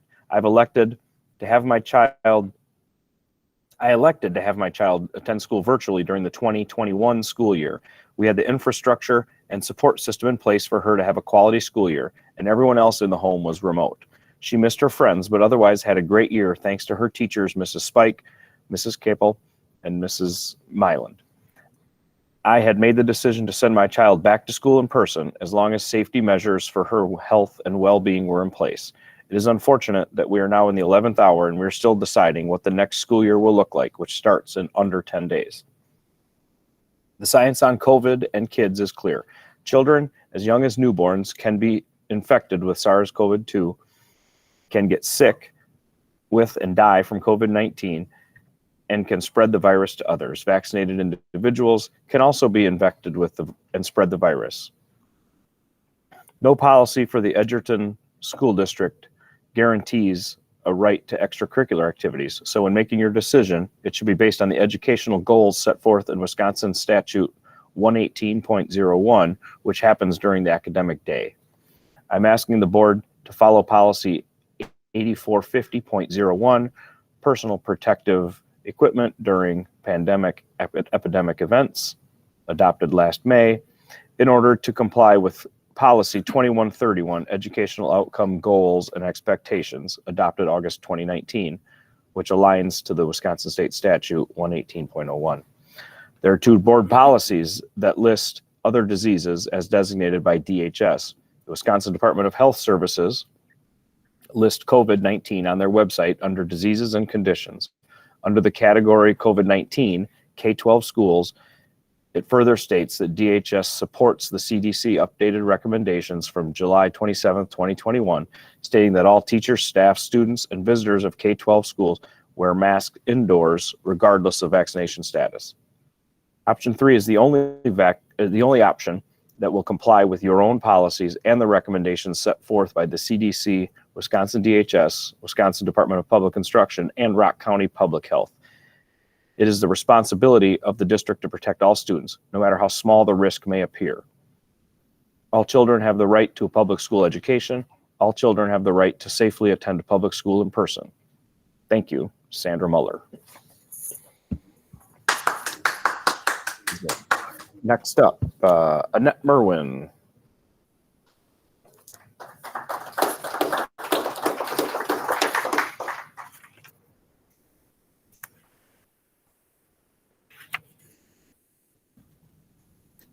Hi, good evening. My name's Annette Merwin. I have a daughter who will be a senior this year in high school. She would like me to vote option 1 on her behalf. And I say that because unfortunately I missed the email to be able to put my input in for the survey. I was preoccupied. I had a surgery on Tuesday. I'm standing here right now with 33 staples in my stomach. This cell phone, everybody has one. It's our best friend and it's our worst enemy, all in one. I saw a meme earlier this week on Facebook where it has 3 circles. I don't know if you've all seen it. It's got 2 circles on the top and 1 on the bottom, and in the center it has me. The top left circle is believing that COVID is real. The bottom one is government, political, fear-mongering, whatever you want to call it, input. And the top right one is still have the right to wear a mask if you want to, or not wear a mask if you want to. I feel sorry for you guys. You guys have a hard decision. You've heard lots on both sides. I know it's not easy, but we as parents should be able to tell our children if they should have to wear a mask or not. The decision should be ours. Yes, we all voted for you. You know, science is science. Like one of the members said, you can pull up 50 sites to say, this is why you should mask, this is why you shouldn't mask, and then you got 50 that also contradict in the same citation. It is sad that people have died. People died from the flu, people died from, you know, all kinds of things, cancer, diabetes, leukemia, well, leukemia is cancer, but everything. I mean, we can't protect from everything. A 22-year-old young man got killed, got T-boned by a guy who stole a truck earlier this week. We never know when our life is going to end. We do not have expiration dates written on ourselves. We cannot continue to live in fear. Fear is a liar. Isaiah 43:1. I'm bringing God into this. I'm sorry. My third daughter graduated 2022. All of her friends that September went off to college, came back, little spike in COVID because they all were together. In November, my youngest daughter, she came to school on days that she could come to school and wore a mask. She went to work in Janesville at her job, wore a mask. Came home on a Saturday night, white as could be, fever, tired. All day Sunday she slept. I mothered her. I kissed her on the forehead. I rubbed her back, gave her soup, let her lay in my bed so she could sit up and everything. I did not get COVID. I was able to work from home. Monday night, dancing around. Can we go to Chipotle for dinner? No, we can't go to Chipotle. I have to take you for a COVID test. I kept her home, even though she felt 100% better. Took her on Tuesday to get a COVID test. Came back positive. I kept her out of school for the 2 weeks that I was supposed to. I had to go and get a COVID test before I could go back to my workplace negative. I went back the following Monday with a negative test. I got COVID in April. We reported to work every single day from last March till now. We had to go to work. We could not work from home unless there was an outbreak or someone was exposed to someone with COVID. We had to report to the office and work. We could sit in our cubicles unmasked, but as soon as we got up from our desk, we had to go with a mask on. I went on vacation, got a call that people were leaving work with COVID. I went and got back from vacation, went and got tested, had COVID, was tired on Monday. Tuesday, I went to the hospital. They did not want to admit me because they didn't have a COVID unit. I had a CAT scan done, diverticulitis. Wednesday, I went back to the hospital. Thursday, I went back to the hospital. They had to wait for my colon to explode and burst before they would admit me into the hospital. I was on a ventilator for 17 days. I was in that hospital for 20 days, then transported to another hospital and was at that hospital for 20 days. I know what COVID does. I'm not here to sit there and preach about what COVID does. We all know what COVID does. People react to it differently. We just heard about how it's less invasive in children. But I really want you to honestly go with option one and let it be up to the parents. The parents should be able to decide for their own child. I'm not saying it's not okay to wear a mask. If a child wants to wear a mask, or if you want to wear a mask, or anybody, that's great. I respect your opinion, but it should be up to the parents and individual. Thank you.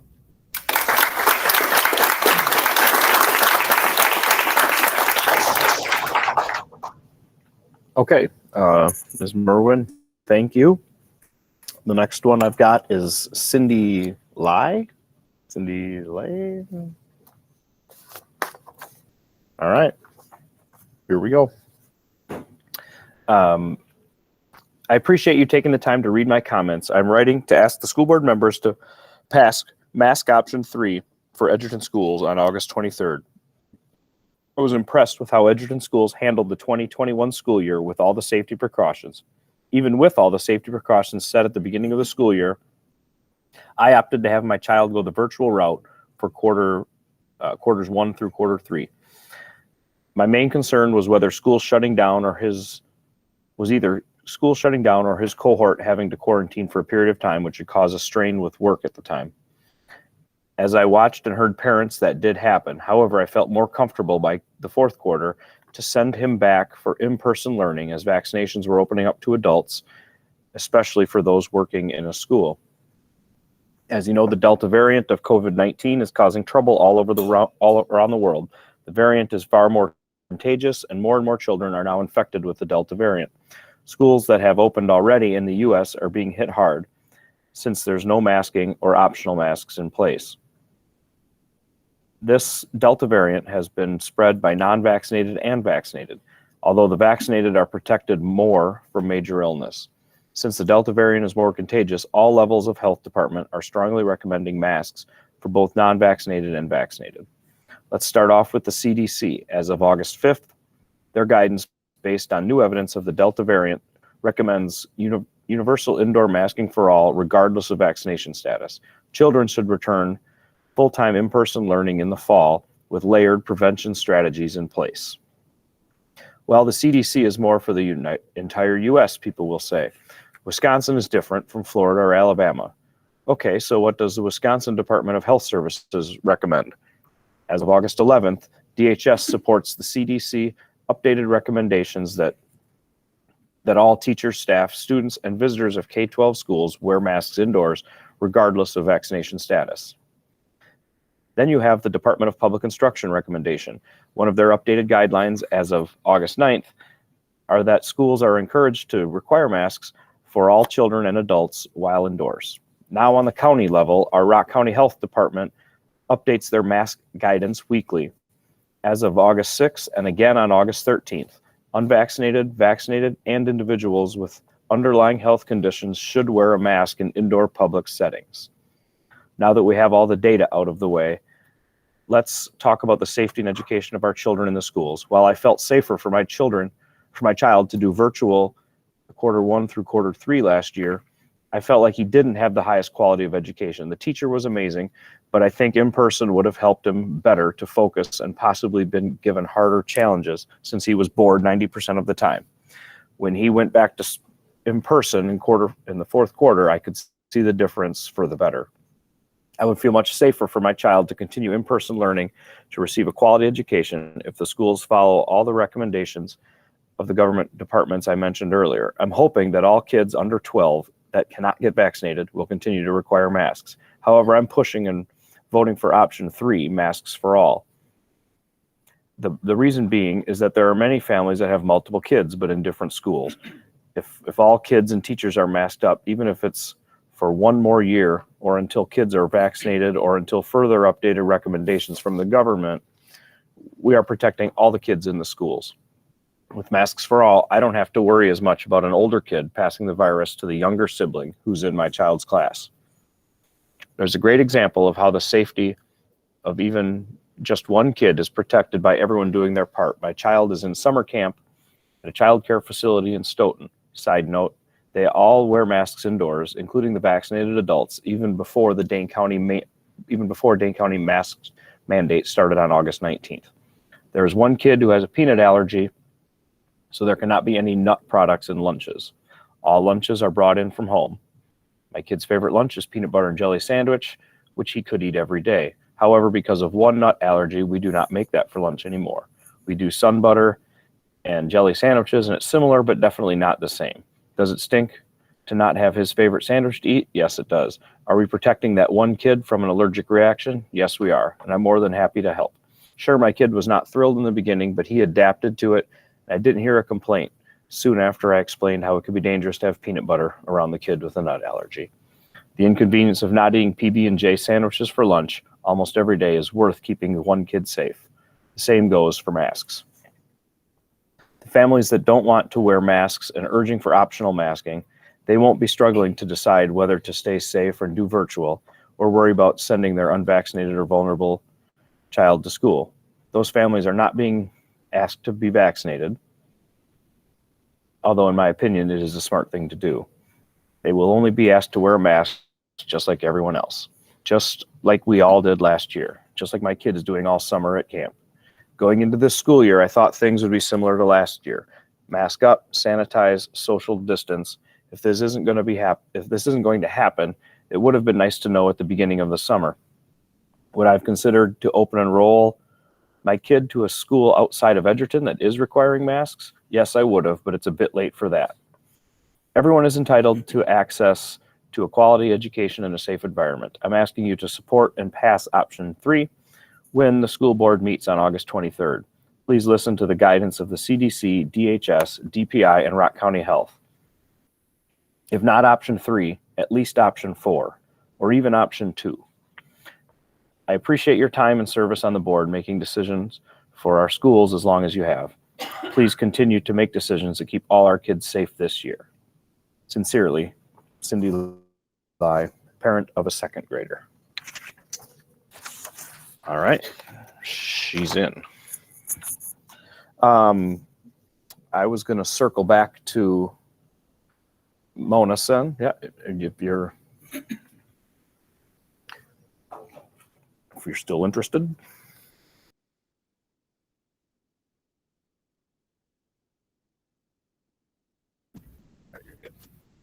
So thank you for having me. My name is Mona Sen. I have 2 children in the school district. We've actually lived in Edgerton we moved to Edgerton before our first child was born. We've always loved this school district. We've never had an issue here. We've loved this community, which is why we've stuck around. I work in a healthcare environment. I have family members who are healthcare providers. I'm looking around my community right now and I'm concerned. I'm concerned for my 2nd grader who can't be vaccinated. I'm concerned for my 9th grader who is vaccinated but is going to have friends who are not. He's going to have teachers who may not. I look around this room and see that I'm one of a very small handful of people who, while vaccinated, continues to wear a mask. And I do that not for myself. All I would say is, while I would like all children to be masked, I will respect the decision that you all make.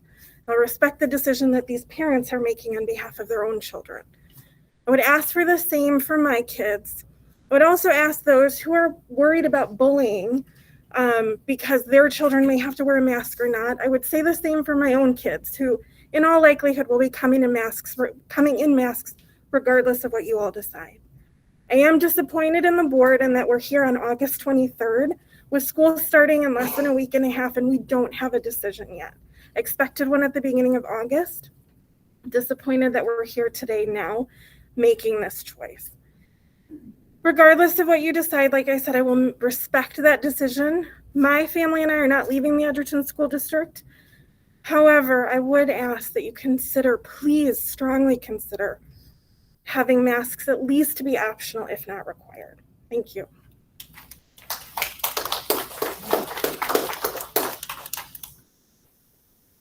Okay, great.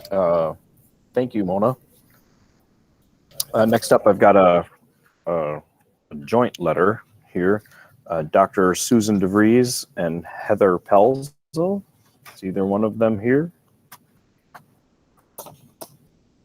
Nope. All right.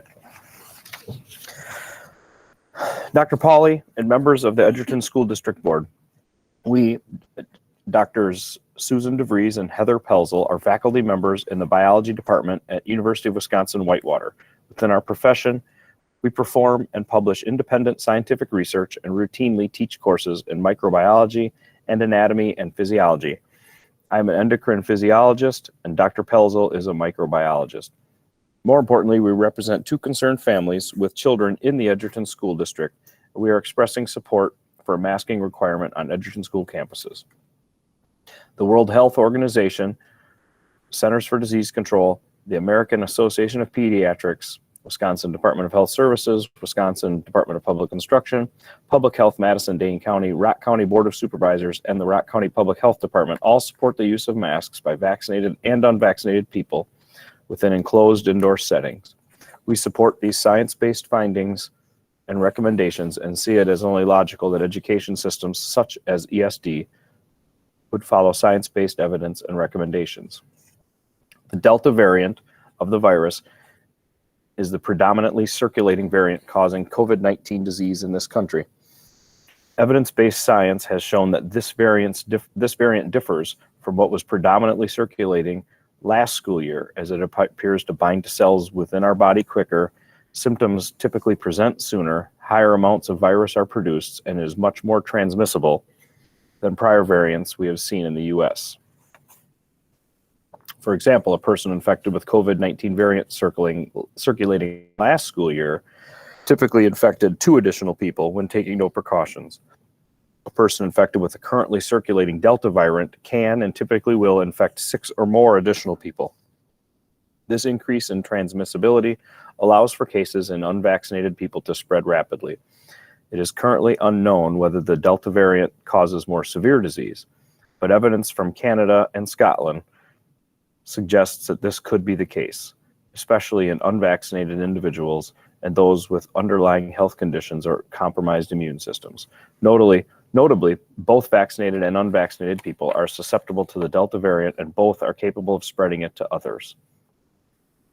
Simply watching or reading the national news clearly outlines the havoc Delta is bringing to many states and school systems. Hospitals are overrun, and ICU beds in Mississippi, Arkansas, and Louisiana are in short supply, to name but a few.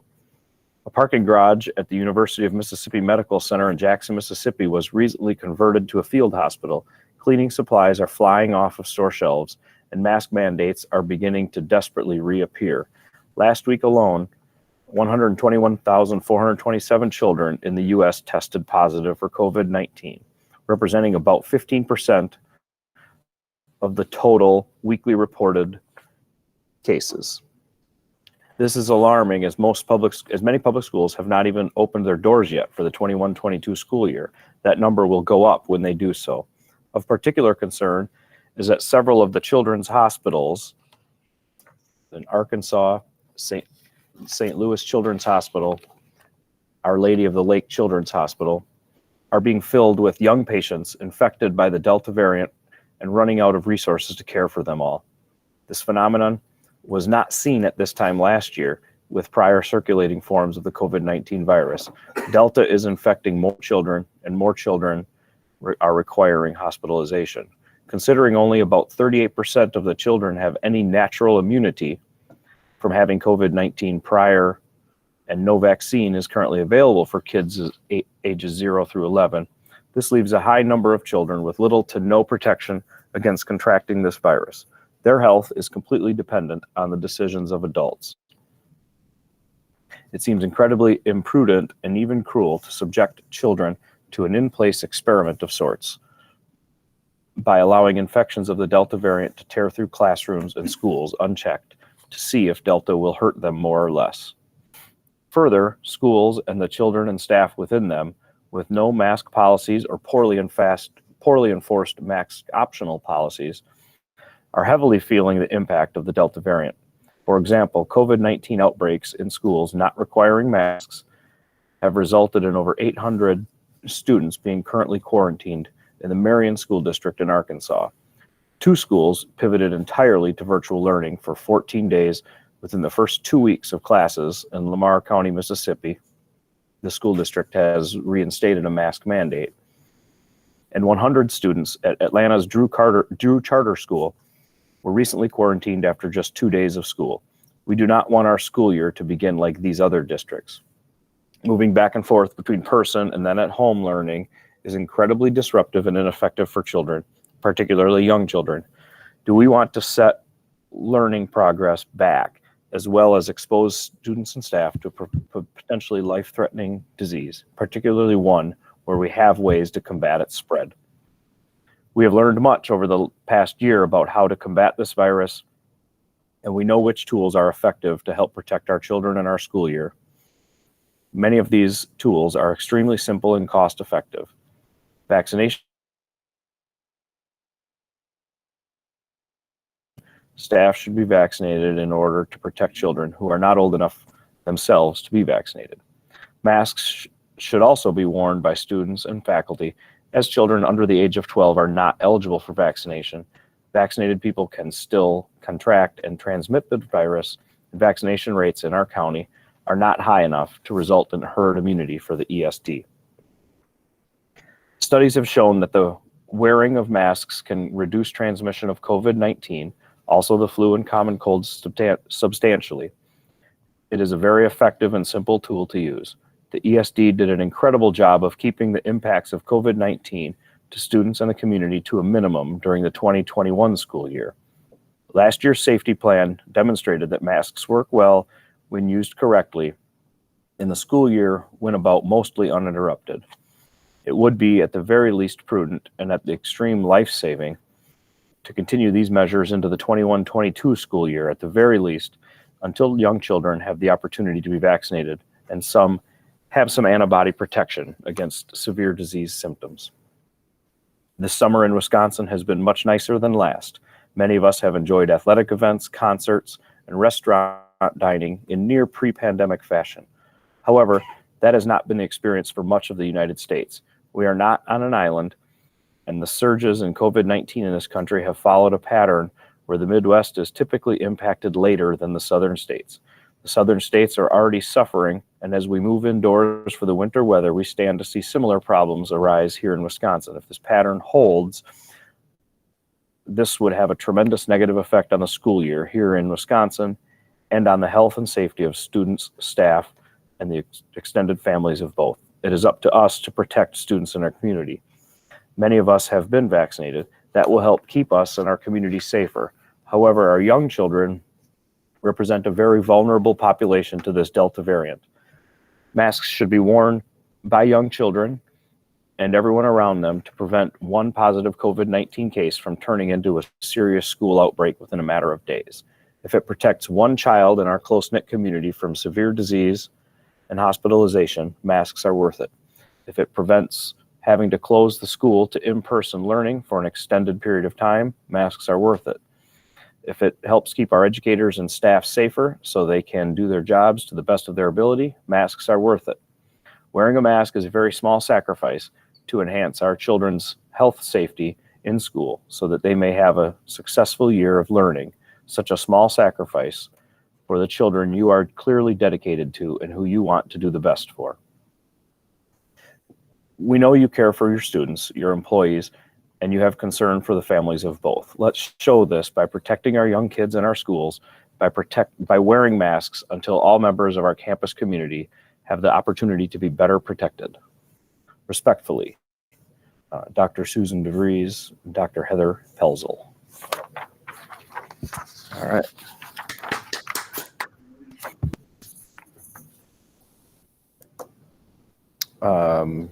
Kathy, did you decide you wanted to go or not? Sure. Actually, I'll go. Yeah. So, for the record. Thanks. I'm glad that worked out because Finally, they're calling me and texting, and so that I'm almost missing my opportunity. Boy, this is a hot topic. I feel for the school board to have to balance out all of these issues. And I think that one of the things that I feel pretty strongly about is the vaccine angle on all of this is added controversy to the masking issue. And it happens when it's one of the decisions that unvaccinated students would have to wear masks while vaccinated students would not. And so I've heard this phrase on the national news, vaccine shaming, and that is something that can happen within the school. And we all know how teenagers and even younger students can be regarding taking sides of positions in any kind of an issue. And I think that students are not the people who have chosen to either be vaccinated or not vaccinated. That's their parents choosing for one reason or another.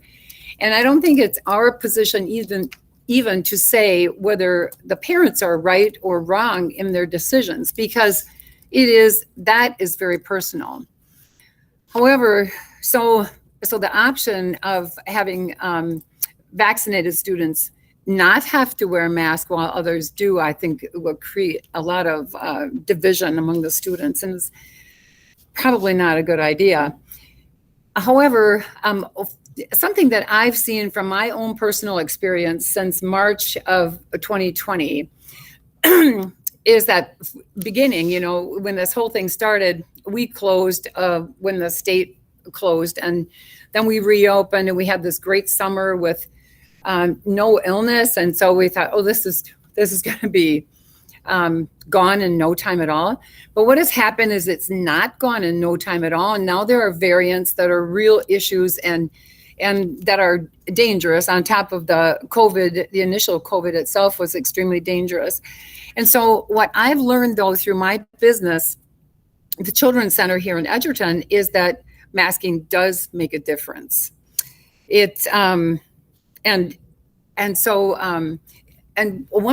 so there are other things too. There are some other really important things, social distancing, of course, but I've seen kids with their heads together. Sanitizing, cleaning, hand washing, all that makes a difference. But we've always done that because the DCF mandates that we do that.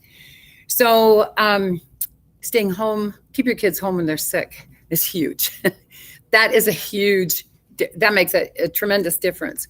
But the masking does make a difference. And one of the reasons I can say that it does is that not only was our incidence of COVID extremely low, we did have 2 classes that ended up quarantined throughout the year. So it resulted in 1 class, but the rest of the center continued to operate. So 1 class was closed for 2 weeks. And then in the spring, another class was closed for 2 weeks. The COVID didn't originate in our spot, but hey, that really didn't matter. But what I did notice is that we had something that we've had for the last 30 years is strep. And my staff will tell you I'm the strep police because I can recognize it. There's about 10 different symptoms for it. It's highly contagious. It annoys me to no end that people won't respect strep because it can turn into rheumatic fever. It's a big deal. But we had no strep last year. That's the first year. We've never had strep. We had no flu and we had no colds. And so the only thing I can say about that is the only thing that we did differently was we were hyper vigilant about sending kids home. And in this past year, we were able to say, if they had COVID, then of course they couldn't stay, or if there was just no tolerance for illness. So parents had to keep their child home if they were sick. But the masking made a tremendous difference. So I don't know that it really does when students are outside. I don't know if that's a part of your suggestion or not. Students would continue to wear masks outside, but I think that it does make a difference inside. That's my opinion. I know it's a hot topic and I know it's not popular. I do have one thing that I took off from the CDC, and that is experts say that the best technique for protecting yourself is the one you already know, and that's wearing a mask. There's no way that the virus can mutate itself around a mask, so masks and physical distancing are really essential. And so I find that it was important. And so that's my vote, but not to create this dissidence among students by having some wear them, some not.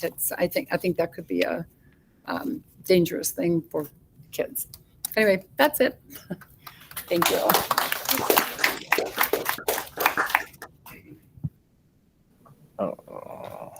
Okay, Kathy, thanks.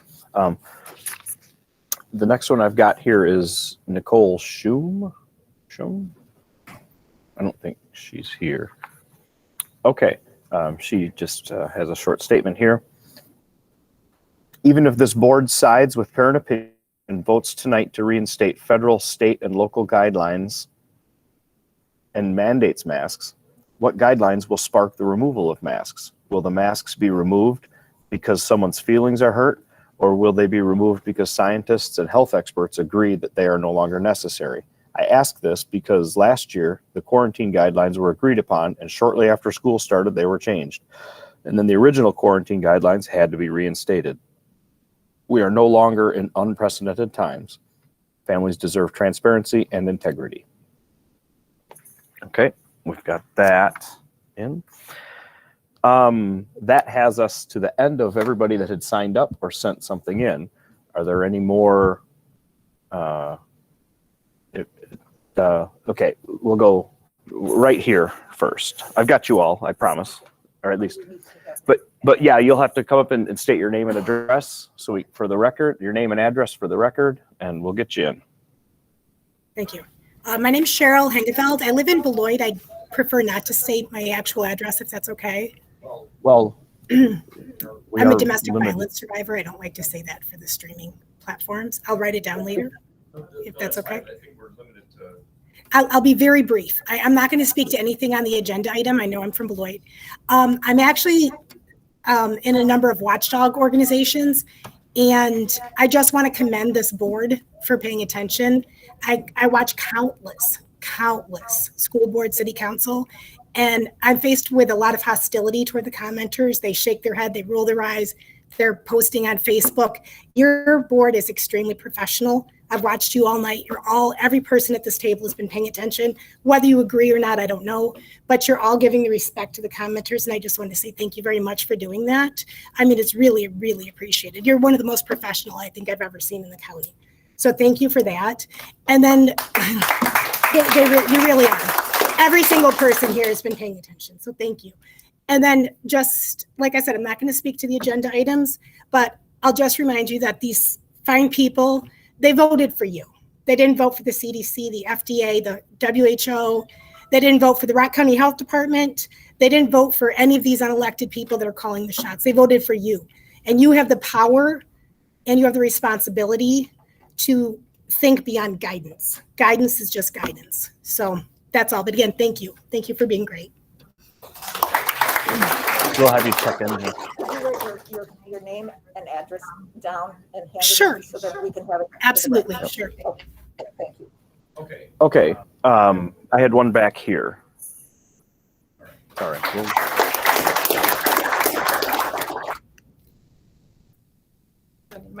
I'm on, right? Okay. So my name is Charity Zeig, and I have a couple of girls that attend Yahara Elementary School.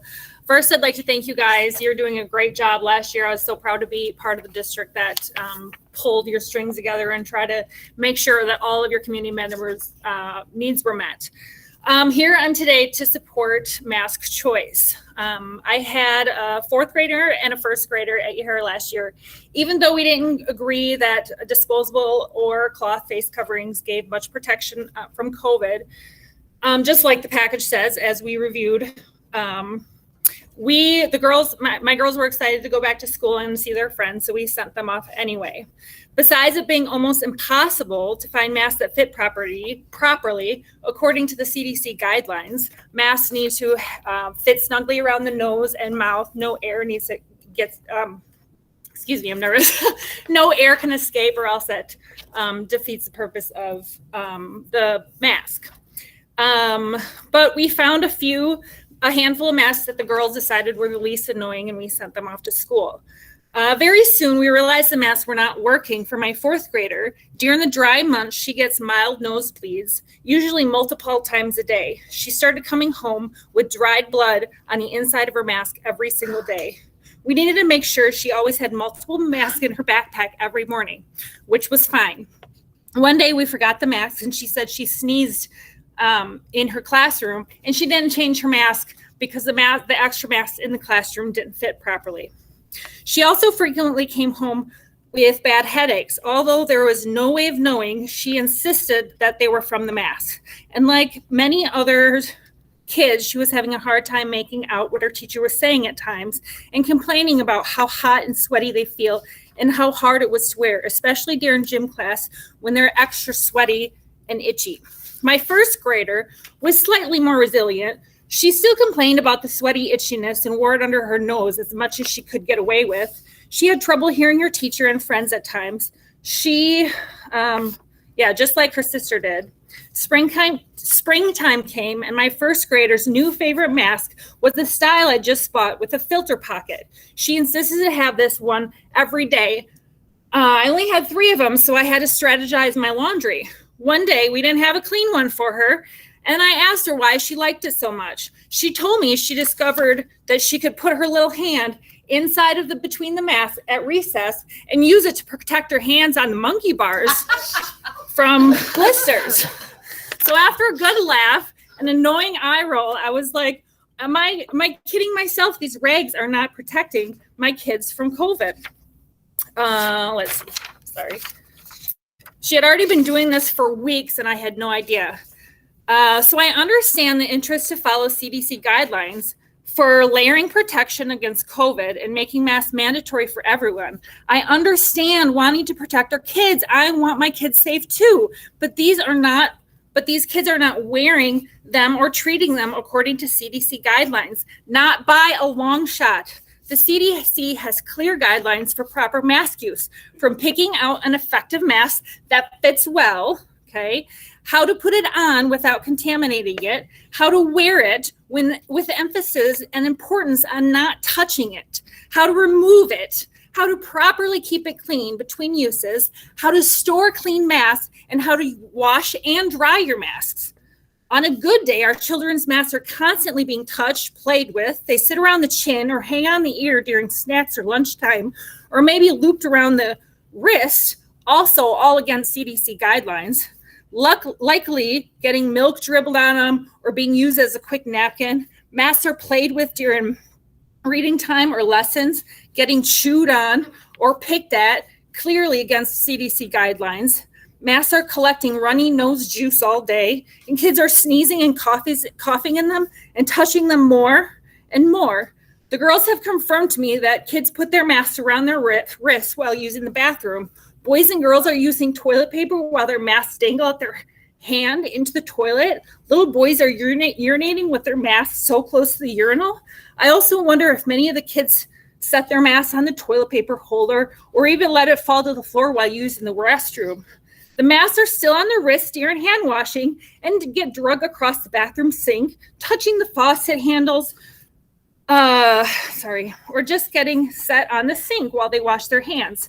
Well, now their hands are clean, so they grab the dirty mask with their clean hands and put it back on their face. Some classes use mask lanyards, which is great, but I can't imagine that would stay any cleaner during bathroom visits. During gym class, masks get sweaty and hot, making them impossible not to touch, now adding more bacteria, sweat, and saliva. At outside recess, the masks are on wrists, collecting more bacteria. Kids are trying on their friends' masks, also confirmed by my two girls that they've seen this happen multiple times.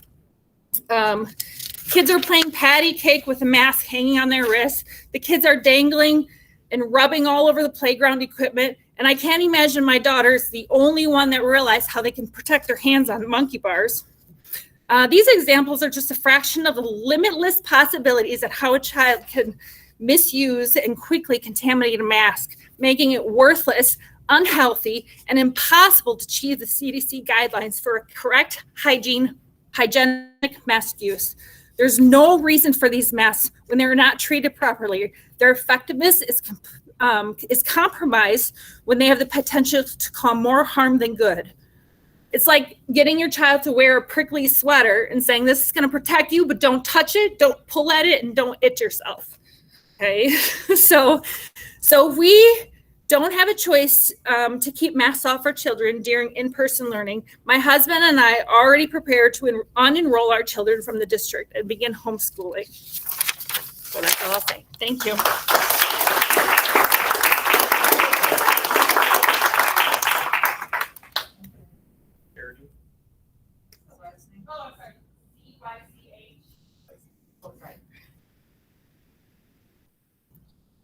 Your address, please. 91 County Road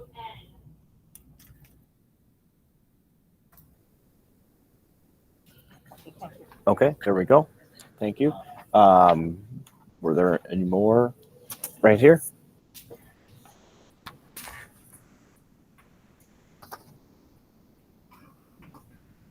Hi, my name's Miranda Maloney. My address is 11650 North Maple Beach Drive in Edgerton.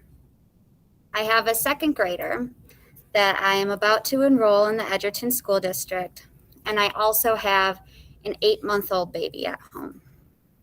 This past year, I have homeschooled my son in a beautiful homeschooling group with 10 other kids where we would safely wear masks together. During the school year, none of these kids got sick. All of them were okay. With an 8-month-old, I worry about my son going to school because babies are susceptible to COVID. They have tiny little lungs. They don't have good immune systems. And I worry about my son bringing something home from school to my child.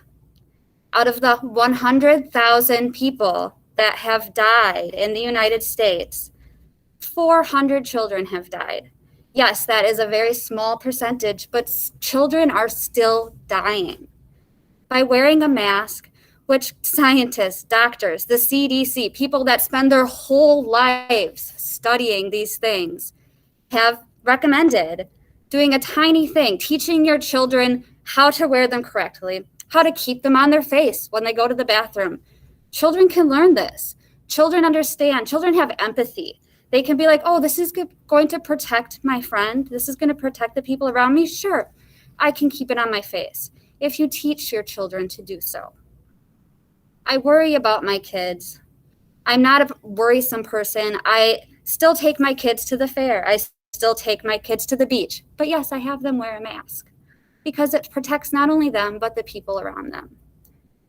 I would love for, especially the kids that cannot get vaccinated, to be required to wear a mask, not to take away their freedom, not to take away their parents' freedom, but just to protect the people around them. It's not political. It's not us versus them. It's just as a community trying to empathize and help each other and protect each other. Thank you. Maloney, Maloney.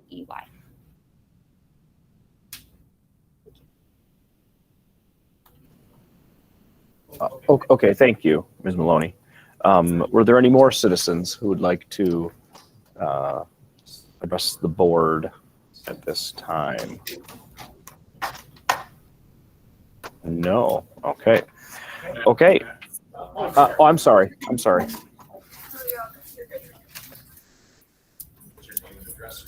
Okay. I'm just going to speak briefly. I'm not from your district, but I'm just observations I was making of. Okay. Robert Sveom, Sveom, EOM. I'm from Beloit, Wisconsin. Want to know my house address too? Yeah. 1131 Richard Street, Beloit. And I just find that an observation I've made tonight is you got a school board who believes in mask choice because some of you are wearing masks and some are not. And this lady that spoke about kids and multiple uses for masks, I went to my pick up my granddaughter from summer school this summer, and she's like 5 years old. You see all these little kids coming out of school. Some of them got their mask up on their forehead. Some got them on their chin. They're dangling off the ear. One parent went to take the mask off the little child. The whole inside of the mask had frosting in it. Apparently they had cupcakes, and the child put it back in.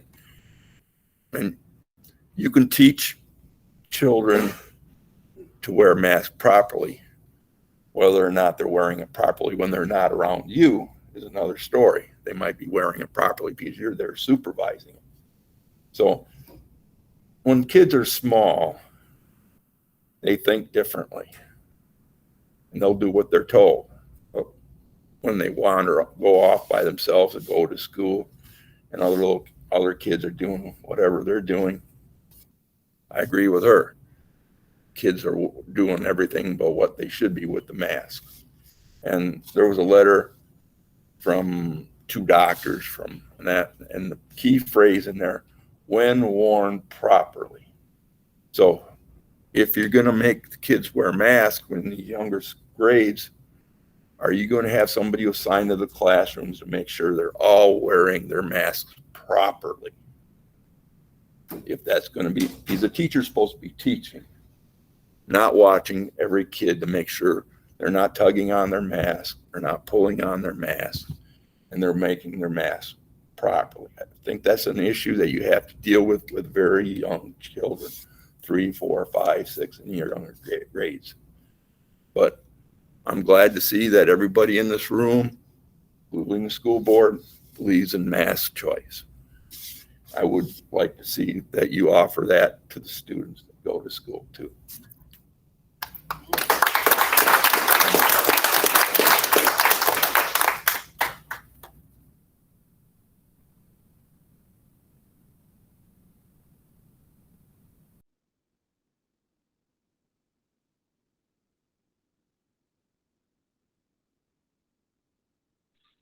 Not seeing anybody else who wants to speak.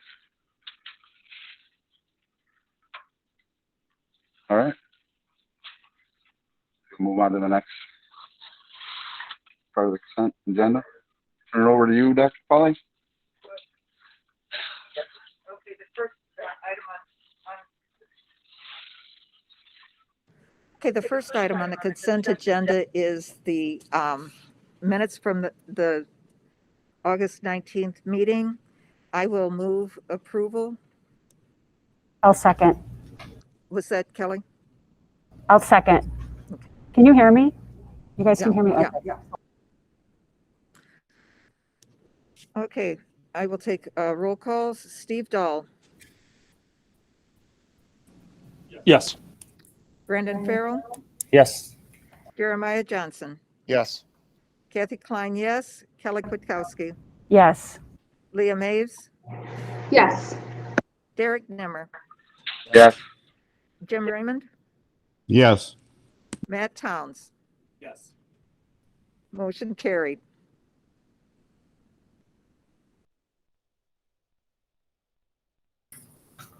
Sorry. I assume that was the meeting minutes, August 9th. Okay. Sorry about that. I just did it myself, and Dr. Pauly makes a suggestion.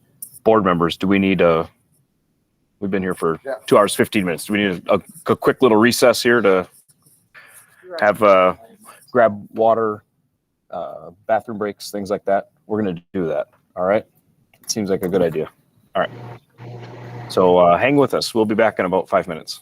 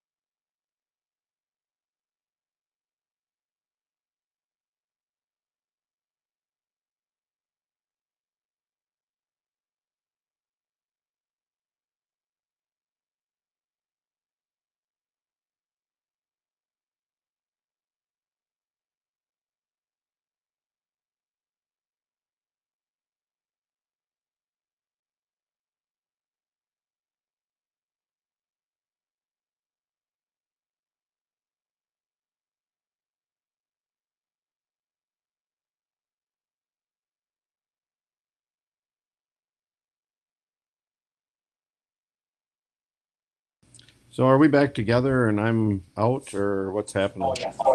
Oh, we're getting close, Jim. We're just getting ready. Oh, okay, thanks. Let's see here.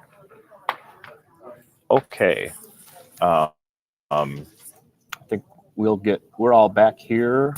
Jim, Leah, still there? Yes, Yep. still here. I'm still here. All right, Yep. great. Well, we'll let's pick up where we left off. We will head for our treasurer's report. Mr. Dahl and Dr. Weiner. Thanks, Matt. I didn't have any specific questions regarding the vouchers after reviewing them. There was one unplanned expense that Dr. Weiner was going to go over for us. So, Tad, if you don't mind. Hey, absolutely. So just one unplanned expense. Check number 7856 to Walter Power Systems for $783.11. Unplanned expense as a result of a generator check. We had a power outage due to a storm early August. Up and running. We're testing it this Friday to make sure that the generator is running appropriately. So we're in a good spot, but that is one unplanned expense that hit the invoices this board meeting. Are there any other board members that have questions about the vouchers? No? If there are none, I will move for approval pending final audit. All right. I'd second if we haven't got one yet. All right. It's Steve and Jeremiah, and we'll vote. Steve Dahl, Yes. Brandon Farrell, Yes. Jeremiah Johnson, Yes. Kathy Klein, yes. Kelly Kutkowski, Yes. Leah Hayes, Yes. Derek Nimmer, Yes. Jim Raymond. Yes. Yes. Motion carried.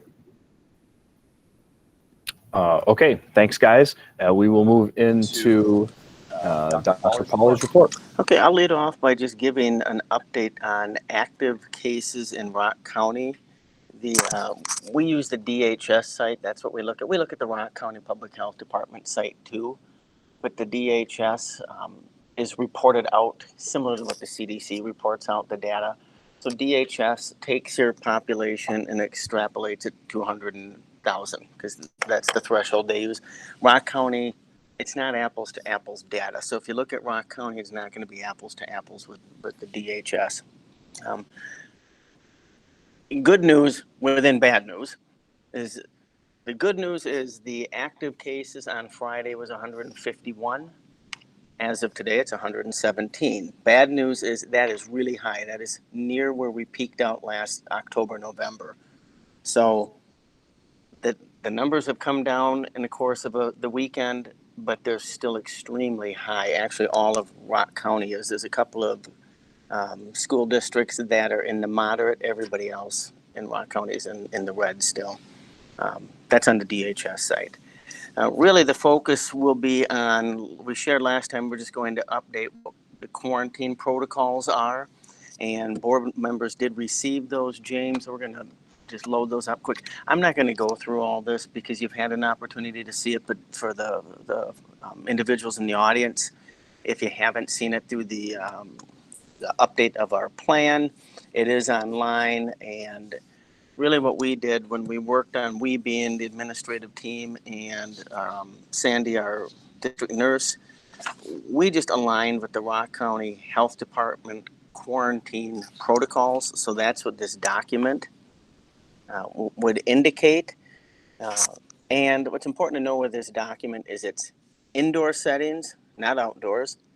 And these are accommodations they're making for kids. Adults at this point is if you're vaccinated, quarantine is a very different protocol than if you're unvaccinated. If you're unvaccinated, you're a close contact. As an adult, you're quarantining. It's different. If you're vaccinated as an adult, you don't need to quarantine if you're asymptomatic. That is not the case for kids. They've modified for kids, and that's what this illustrates. So I won't go through the whole document, but we created it as an if-then. So, and they really, in the Rock County guidance that was recently updated, they focused on masks.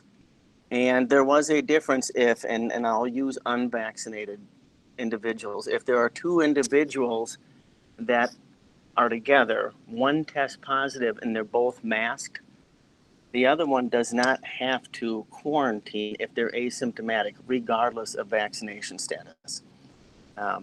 That's the difference between kids and adults. And so that's what this would illustrate. And then it goes on, if one is wearing a mask and the other one isn't wearing a mask, what is the protocol? And honestly, it doesn't matter whether an individual is vaccinated or not. If one's wearing a mask and another one's not, then there's quarantine if you're unvaccinated. And then if both individuals are not wearing a mask and the unvaccinated student would have to quarantine, the vaccinated student would not have to. So there are, if you take a look at this just as parents, board members, there is a difference between kids and adults coming right from the Rock County Health Department. And then we also have a graphic on there, though that graphic we need to update the quarantine. An individual stated earlier about the district changing the quarantine protocols, and we did change the quarantine protocols last year when the CDC and the health department changed the quarantine protocols. So that was what prompted us to change them. So this is a illustration, but we have to change it from a 14-day quarantine. We actually changed it to a 10-day. But other than that, that's just another graphic to illustrate kind of an update to the quarantine protocols. And that's if you are considered a close contact. Our goal this year is to keep kids in school. And so we'll continue to update the quarantine protocols, because last year we were concerned when, and I think someone said that their child was in school for 4 weeks in a 3-month period. That's alarming. And so we want to update those quarantine protocols to be able to keep kids in school, because we are of the belief that this is the best place for them to be educated, is in person with our staff and among their peers. Questions regarding? Yeah, I got a question. Yep. So based on, I mean, we've all been taking all this information in, and we have the guidelines and the information you're getting. Based on the information that you have and the stated intent, which I think we all have, is to keep kids in school if at all possible. Is it going to be easier or more likely to keep kids in school if they're wearing masks than if they're not wearing masks?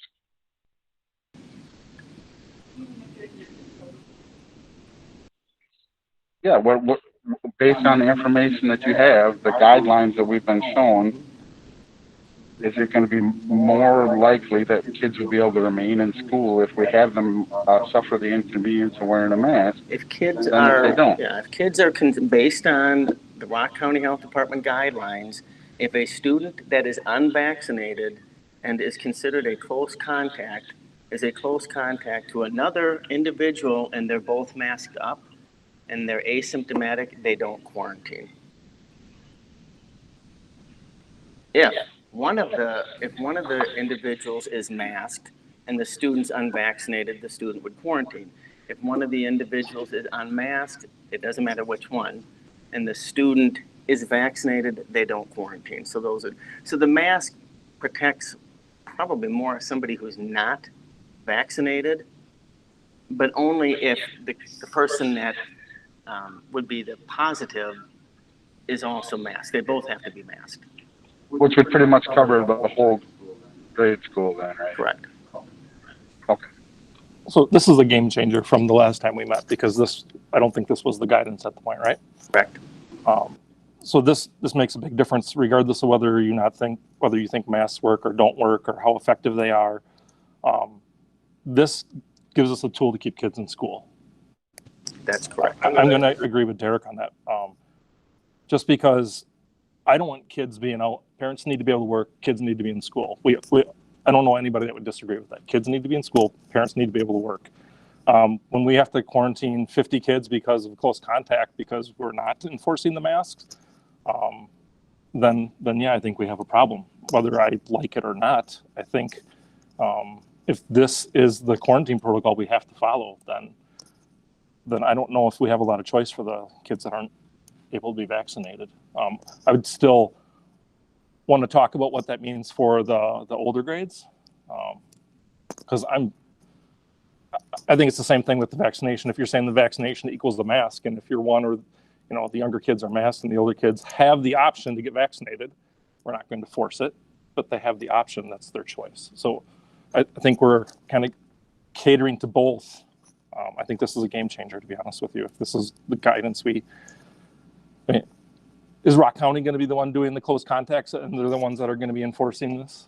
Or is this enforced by the school district or both? It'd still be enforced by the school district. And that was the case last year. Rock County was not assisting with contact tracing in the schools. They would outside the school, but they did not assist inside. So we'd continue with that same practice. Is this the contract tracing that they will be performing for individuals outside of school, though? That's a good question. And I don't believe Sandy is on. I don't know if anybody has seen. No, Sandy is on vacation, well deserved. But Steve will get an answer for that. Rock County is also following that with their contact tracing. I want to transition to a question for the other board members to weigh in on then. If this is the case that this is what the board wants to adopt for the younger children, are board members willing to maybe go the other direction for the older kids that have the option to be vaccinated, where we can make masks completely optional, because that would also fit with this guidance, kind of a two-tier system? Because I agree. Last meeting, I was tossing around the idea of the option 4, which was, masks for unvaccinated individuals. And in hindsight, I don't like that idea either. So I'm going to throw that out there. Other board members, feel free to weigh in. Steve, can you clarify what you're asking? I'm not sure I understand. I think. Yeah, so I'll try to clarify instead of just babbling here. I guess what I'm saying is for the students that are not, they don't have the option to be vaccinated, if we went with requiring masks, but then the students that have the option to be vaccinated or their families have that option, that it would be mask optional. So you're kind of talking about option 2 that was put out on the survey then? I guess that would probably fall within option 2. I'm just thinking this through. Yeah, yep. Just want to make sure I understand so I can respond. So this poses a little bit of a concern with 6th grade. Okay. Correct? I mean, that would require a whole number of kids to have to wear a mask because they're 11. I think that's right. I think 6th grade is an issue. Yeah. Right. Well, yeah, I was going to say, I think this kind of where we're going here. I mean, we don't need to adopt any of the options as they're written right now, right? I mean, it's very likely that there might be a 5th or a 6th or a 7th option, whatever it is, right? I mean, I think, right. So do we include 6th grade with the mandate? Yeah, right. And above 6th grade? I don't know how much mixing there is at the middle school. Is Clark on? I have a problem with creating within that building, having one group that is required and the other that is not. That is creating almost a caste system in a situation that is very, very prone to that anyway. So you prefer to do it by building? Well, yeah, I kind of agree with Kathy on that too. I think it's better by building if we're gonna do that. It's easier to monitor that. I've thought some about that, and it'll be much easier for the administration to administer something like that. Steve, I am on. What was your question?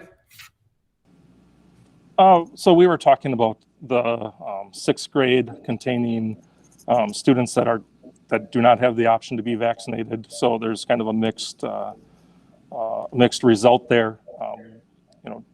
I guess I was asking if the 6th grade class, if there's a lot of mixing with the older classes, as we try to throw around some ideas of a possible cutoff. So Steve, the question would be, is 6th grade mixing with 7th and 8th? Yeah, there certainly would be mixing of 6th with 7th and 8th grade. 6th grade doesn't take classes with 7th and 8th grade, but there's certainly mixing in the hallways during passing times.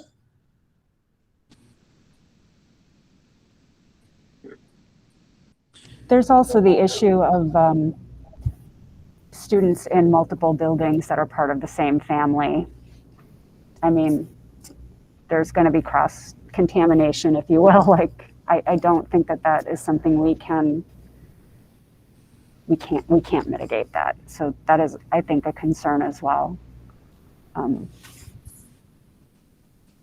we do have kids who are coming from the middle school into the high school. I mean, there's kids do not stay in one. Not all of our kids in middle school stay in one building. Sure. We don't have sixth graders going to the high school, do we? Probably not. You know, No, we don't. You know, I think we can only come up if we can coalesce around a plan and get the board behind it. You know, every one of us is going to have to give a little and take a little bit out of what our own specific opinion is. And I don't know, I feel like maybe there's a plan that's kind of coalescing here, Steve, and that's why I'd like to keep it kind of rolling along there. Are you suggesting then that the elementary, like the kindergarten through fifth grade, is that something we could come together on and say they're unvaccinated? Let's do masking at that level. I am agreeing with that just because of the quarantine protocols Okay. that are going to be in place. And I do think that there's a risk of having a large number of children quarantined that are perfectly healthy if the mask is actually providing them a way out, be it. Yeah. Yeah. How do the other board members get, because if that's something we could, I don't say take off the table in this and then talk about the rest of it, it might be a way of us to kind of come together a little bit. Is everybody in agreement with that? Well, I'm in agreement, but I am still wrapping my head around the fact that we're solving a problem can you flip back to that previous graphic? I'm looking at the picture, and when I look at the picture graphic, the only way around not quarantining large numbers of kids is if everyone wears a mask. Because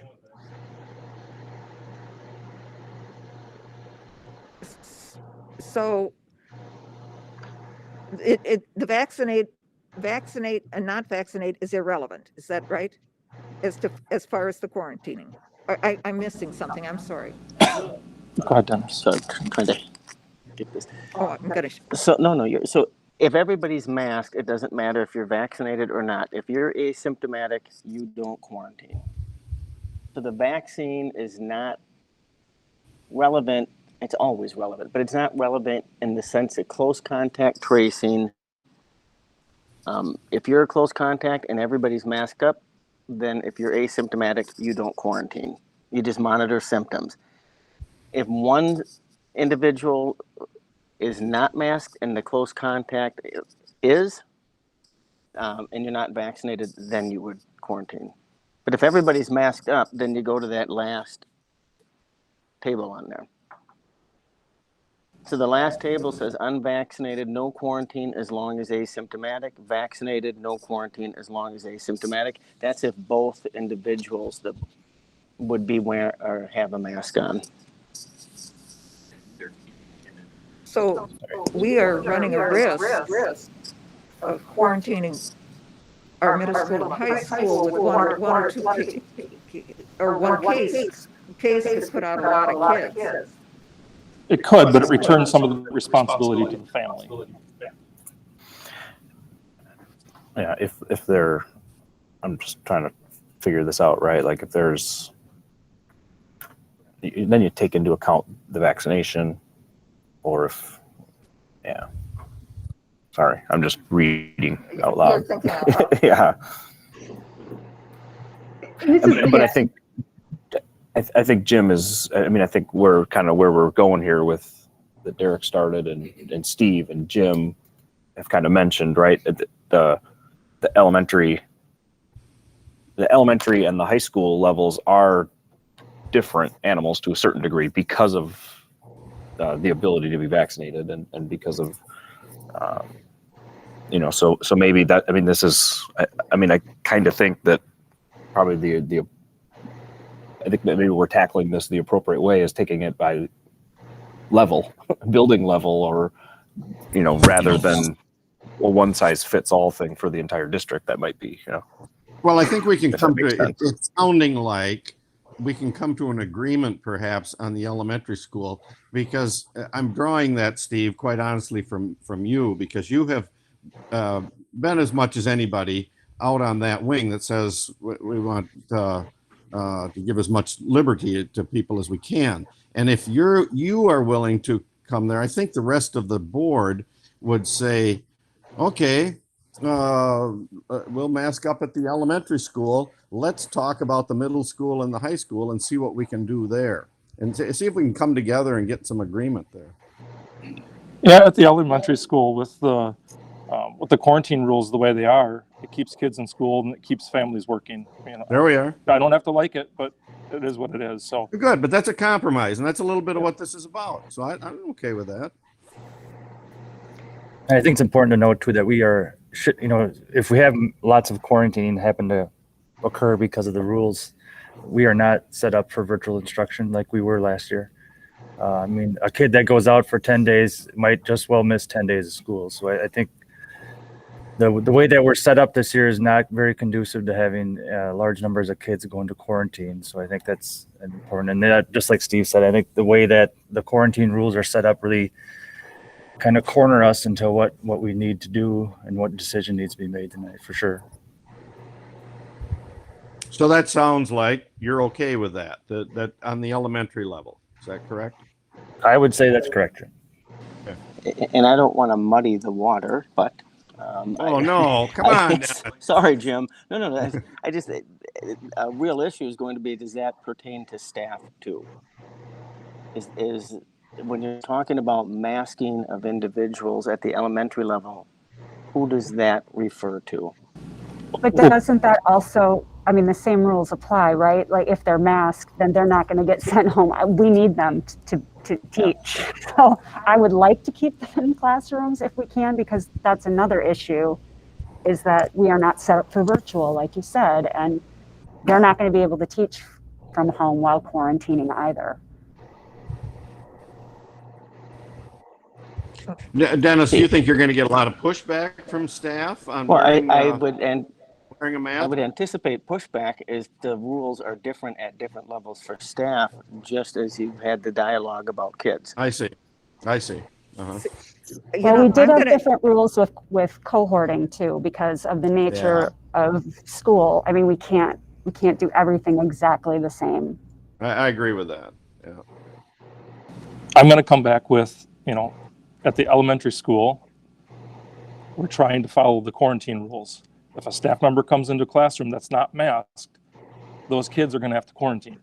So it goes back to the same rules. I want to keep kids in school, so I'm willing to do what it needs to take to keep kids in school. At the high school level, it's a different story. Teachers have the ability to get vaccinated. Students have the ability to vaccinate. That gives them an out if they want it. It keeps kids in school, but still gives families choice. So I know it's different for different buildings, but it's different for reasons, right? But I think it also acknowledges two different parts of our community, right? I think a lot of the concern we've heard is around the elementary school, at least from parents, with young children that don't have the ability to get vaccinated, and I'm going to recognize that. They have their concerns and they've shared those. It's a different story at the elementary or at the high school, whether you think vaccines are the answer or not. Families have that option. So, go ahead, Kathy.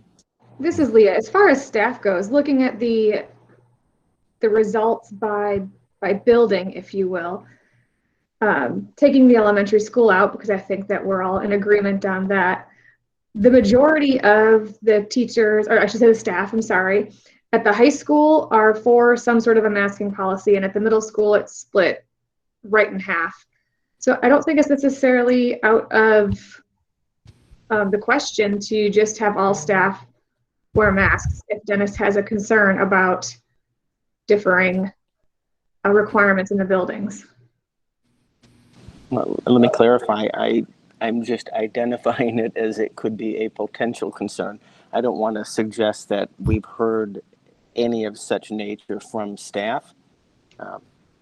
It just, I wouldn't be surprised if some were concerned about that. But I think, Steve, you bring up a good point. I mean, you're making decisions based on rationale, and that rationale ties back to a pretty clear document that comes from the health department on quarantine, close contact tracing, and keeping kids in school.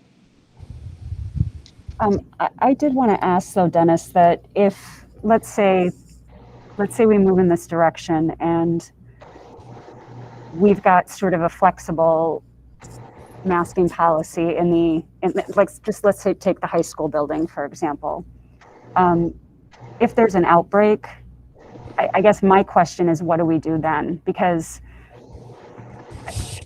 I would like to be I think the bottom line is, and I think everybody agrees, I mean, I agree with Steve, I want to keep kids in school. We need to keep the kids in school. What do we do? I mean, I'm kind of leaning towards suggesting that maybe at some point that we have allow some sort of flexibility for you to say, we've got to mask this building up for a period of time until this gets under control or something, in the event that it becomes a problem. I don't think it's wise to bring it back to this board in the event that we come into a situation where it's a problem.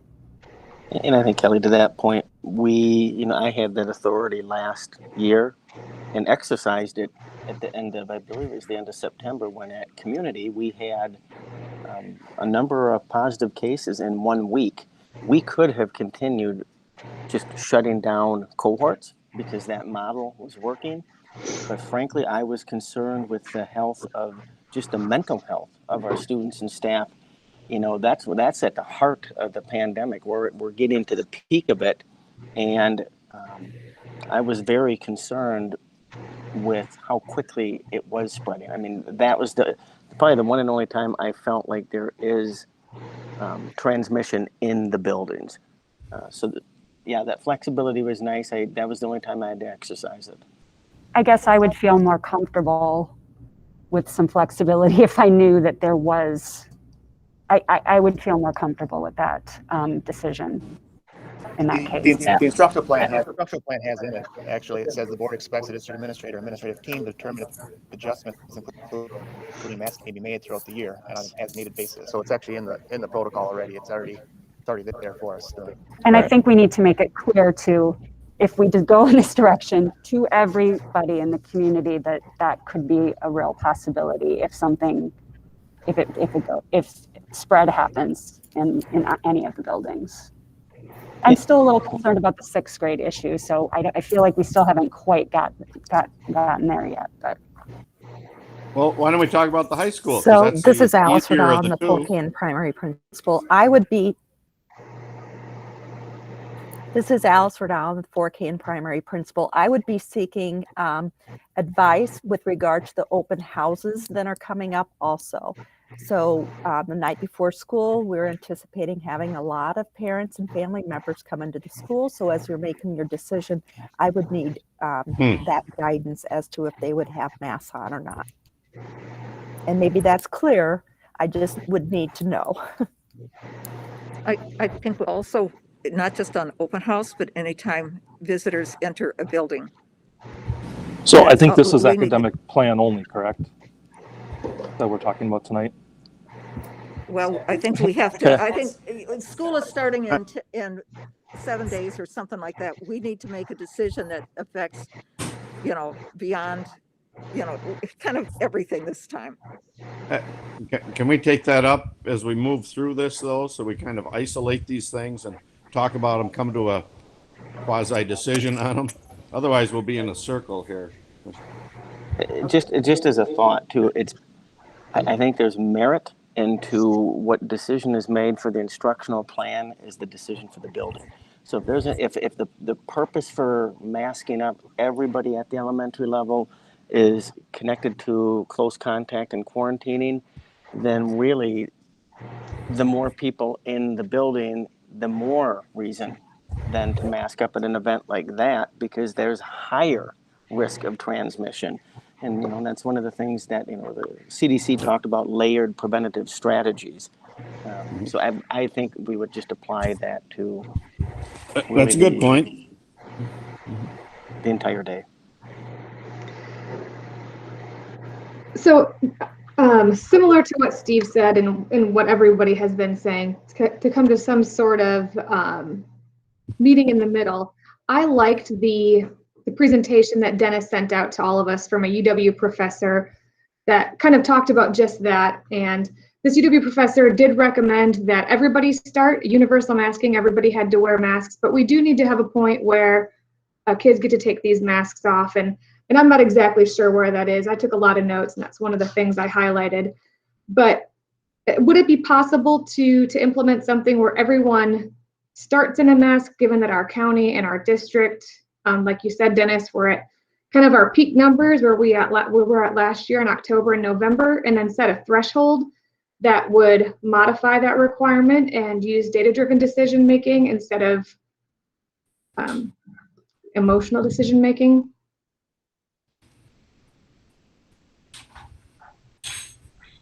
The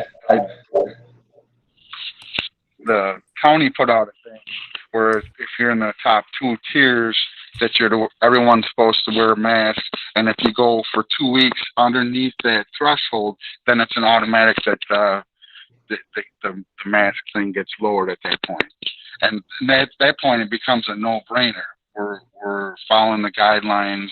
We're getting to the point where we're not getting over. They put the numbers high and the mask mandate because they're trying to reduce the risk of transmission, which keeps kids in school, which I think is what we're all trying to do here, is keep kids in school.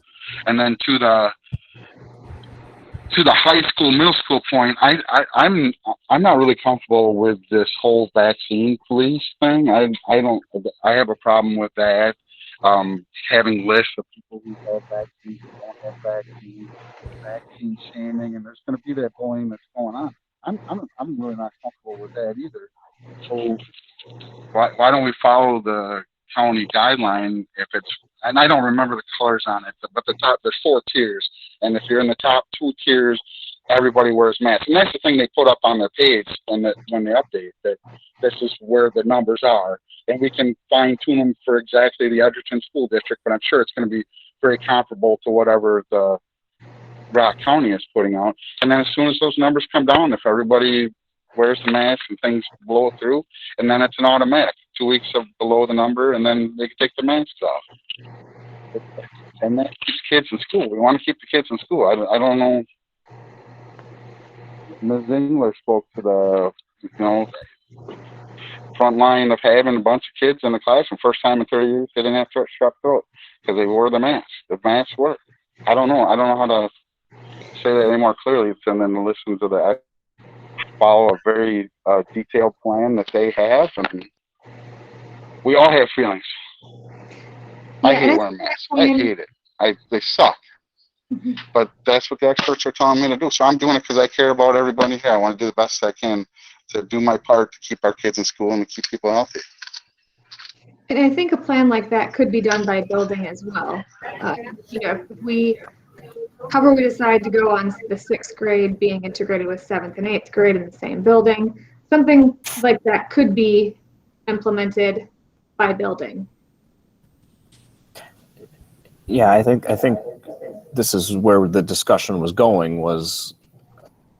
I'm not convinced that there's a one size fits all, or that these even the options that are laid in front of us are necessarily, it doesn't mean that our final answer has to be one of these. It can be something different. We can talk about different things here. And you're right. I mean, the middle school, 6th grade in particular, probably presents or warrants the most discussion because of that age difference, and with the age 12 is the number, right, or whatever. Well, Matt, how about if we take on the high school then? Because if we can't come to an agreement on the high school, then we got a real big problem at the middle school. Yeah. Because I think at the high school, we might be able to kind of come to a conclusion that everybody can buy into, and we kind of see how it goes. I've thought some about this idea of, people that are vaccinated are treated differently. I've dropped that. I agree with you. I think after thinking about that some, that's not a good idea. We got to decide if we're going to require everybody to mask up or if we're going to have it voluntary. And if parents say, well, I don't want my kid to catch this, I'm going to, whether you're vaccinated or not, Johnny, you're going to have to wear this mask. And if that then puts it in their world to sort that out. I can tell you from personal experience, because I am vaccinated and I did catch COVID-19 Delta variant, that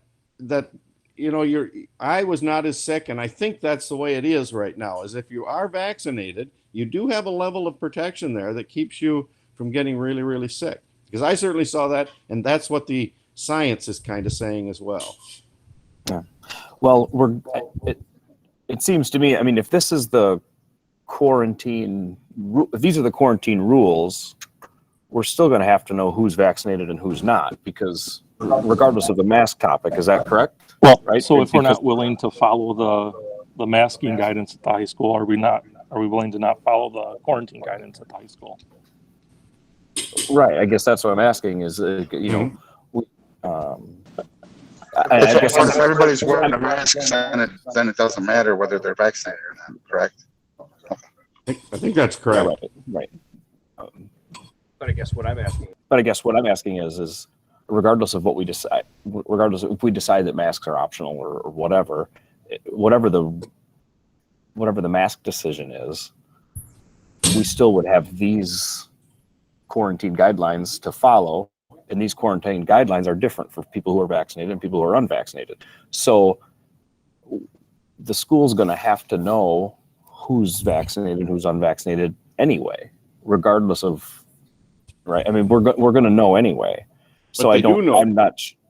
What's that? They do know that, I believe. I think they know well, that. Actually, we we would have. We have access to all the student records when it comes to vaccination. The question for the board would be, if it becomes optional, then you're not enforcing it. And then the only time you would need to access that record is if somebody's considered a close contact. You could look at the record and determine, are they going to quarantine or not if they didn't wear a mask.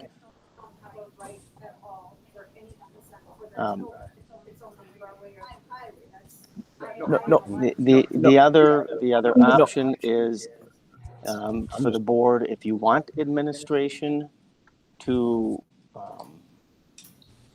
police that, if you want that, if you're not vaccinated, you're wearing a mask, that's certainly, and I can let Mark and Clark weigh in. We discussed that today.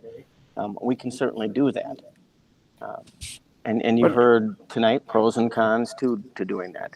So we can adjust however a board decision is made. Yeah. All I'm asking for was clarification of, regardless of a mask discussion, I guess the point I was making is, regardless of what we decide on a mask, we can already find out who's vaccinated and who's not. That's all I'm saying, right? That's all I'm trying to get clarification on. Correct. So, okay. but In any positive case, we're going to know anyway. Yeah. I guess what I'm saying is the mask decision doesn't determine whether we know or not. well, if everyone is masked, though, Then it doesn't, right. we don't really have to know. No. I mean, because we just follow the guidance, right? We will anyway. We just follow the quarantine. I mean, that's if everyone is masked, then we don't even get into, wouldn't have to get into it. I just was asking for clarification on this plan as it relates to older students. I'm all. not going to be a fan of trying to track fully vaccinated people, because I think the definition of that is going to get muddied the farther we go into this, as far as like when people need boosters, if I prove I have antibodies, or all these other things that people could be protected from this virus in other ways other than having one of these official vaccines. So I'm hesitant to start trying to track that, or to try to put a label on what is essentially fully vaccinated. So I don't know. I mean, I mean, it's something I think we could use. Like if somebody had been identified as close contact and say it's at the high school level and it was an option where the child did not have to wear a mask if they didn't want to, and say they get exposed, they weren't wearing a mask, if they would like to try to avoid quarantine and prove vaccination, that may be something we could look at. But as far as like keeping a secret list of like, or even like checking after the fact with Rock County Health as far as who has a vaccine, because I don't even think their data may be relevant in another month or two, because now they're going to start talking about, well, who needs boosters? Well, show me your card. When was your first dose? When was your second dose? If you hit the booster mark. And so I think it's the waters are going to get muddied as far as like who will be considered fully vaccinated in the months coming. Yeah. So I'm not sure that that's something I even want to try to tackle. Well, no, and yeah, we certainly can't define. We certainly can't define it. All I'm asking is, or I guess all I'm trying to clarify is whether we're wearing masks or not. If there is a positive test at the high school, the county's going to come in and do this anyway, right? Or we are. We would do it within the school. Brandon, what my understanding is that's real-time update. So we actually, when we get the data on our 12 through 18-year-old students, we can tell what percentage have had both vaccinations and have surpassed the 2-week limit, and then how many have had one. So right now we have a higher percentage that have had one. So we still know we have some kids that need to get the second one, but that's so data what I find, we can access. What I find interesting is the justification for making everybody wear a mask is that vaccinated people can still carry the virus, but yet the guidance from the county is saying if you are quarantined, you don't, or if you are vaccinated, you don't have to quarantine. I kind of see a double standard here, which I do have a problem with that. I'm just trying to help the board try to get to a point where we can maybe find some compromise and try to accommodate different angles for different buildings. But yeah, it's.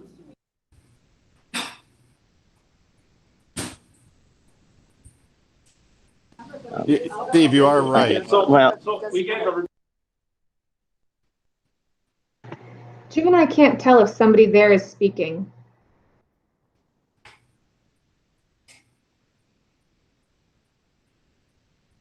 Get back on here.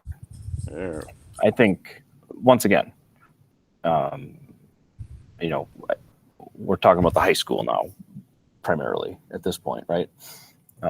That'll feed into the middle school discussion, or that'll probably inform the middle school discussion. Do we have, I guess maybe the first thing I'll ask the board members is, a real issue or problem treating one building differently than another building? I guess I'm asking,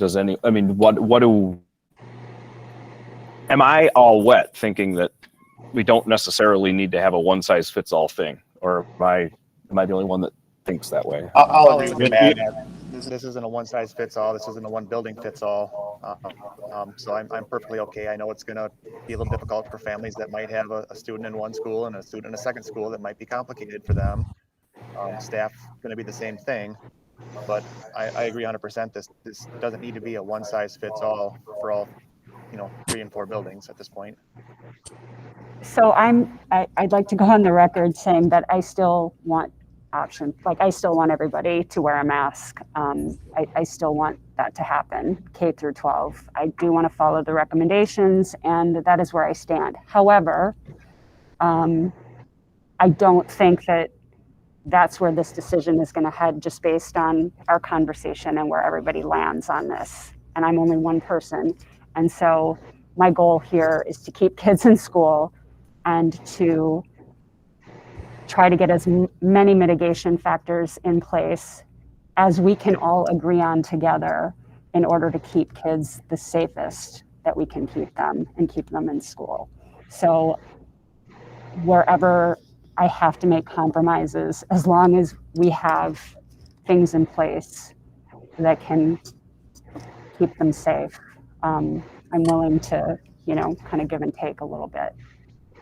So Dennis, you mentioned that Clark and Mark and perhaps the rest of the administrative team discussed the quarantine protocols. Could we have Dr. or Clark? Yeah, we actually, Clark, Mark, and I talked about two things today. Enforcing masks if we go with an option that you want masks enforced at the middle and high school level, and then Clark's also prepared to talk about the issue of sixth graders, which the majority of sixth grade kids are 11.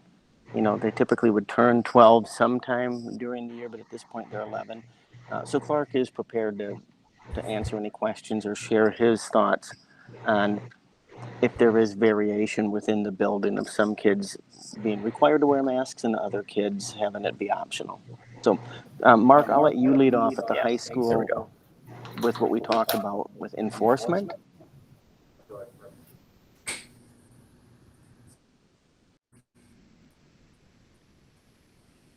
If I'm understanding the question correctly, it's enforcement of if there's a positive case in contact tracing, or is it the masks? I just want to make sure that I'm answering the correct question. Yes, Kathy, I would ask for clarification, just so we make sure we're talking apples to apples. Because we discussed several things tied to this. I'm going to say yes, Mark. Okay, you can start with masks, then you can move to contact tracing and vaccines, because we need to know both. Okay. Okay.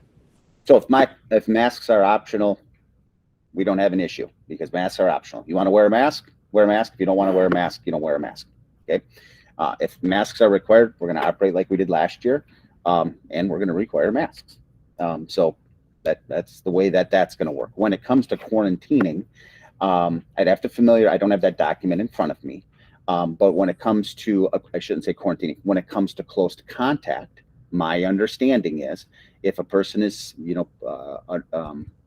is test positive for COVID, if there's we would close contact trace just like we did last year. Okay.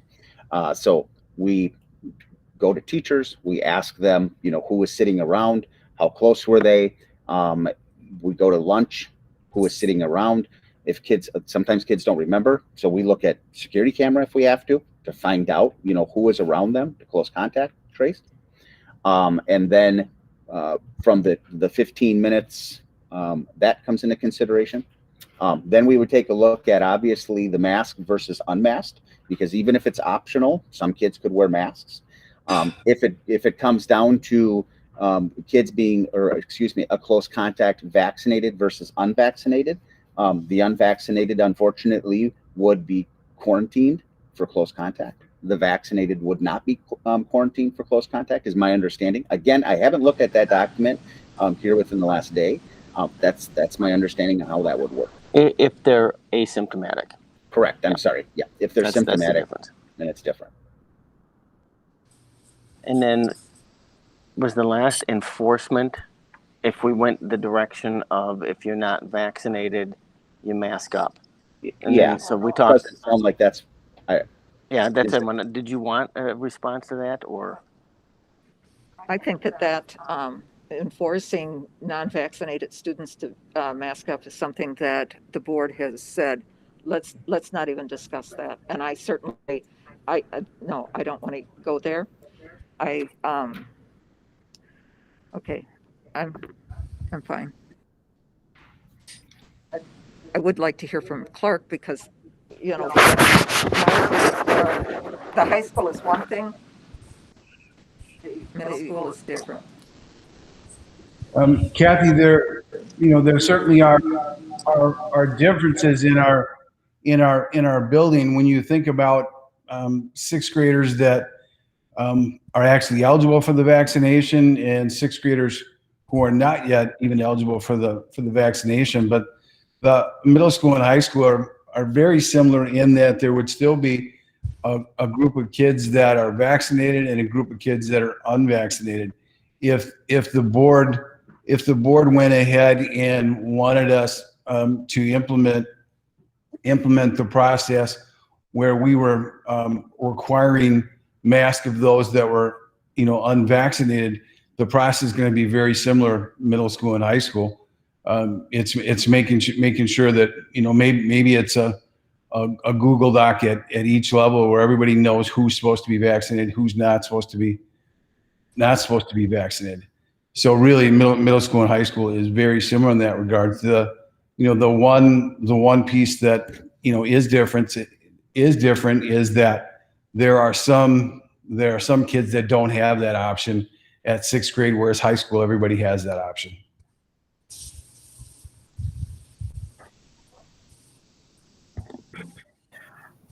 Okay.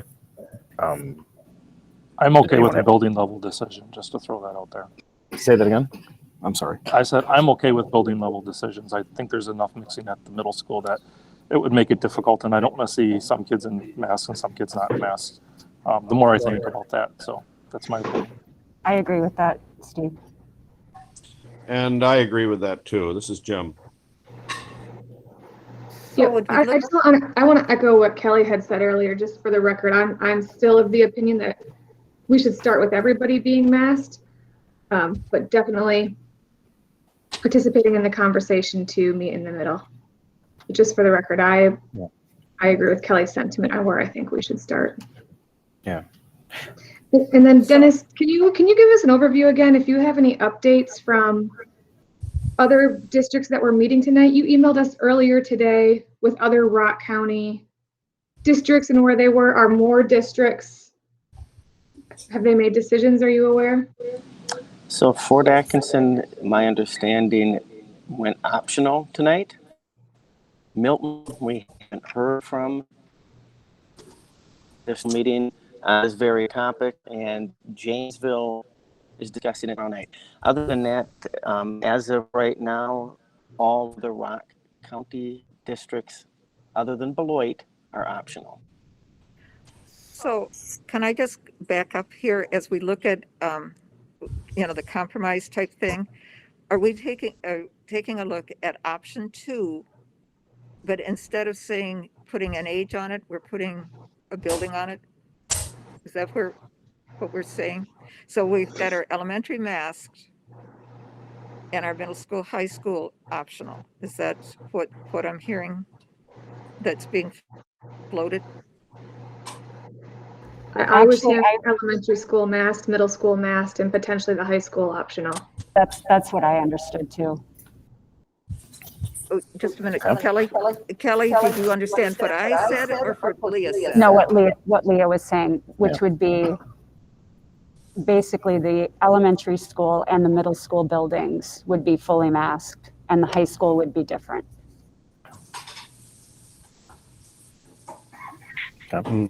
Well, and as Steve and Kelly and Leah and others have said, right? I mean, we've all got,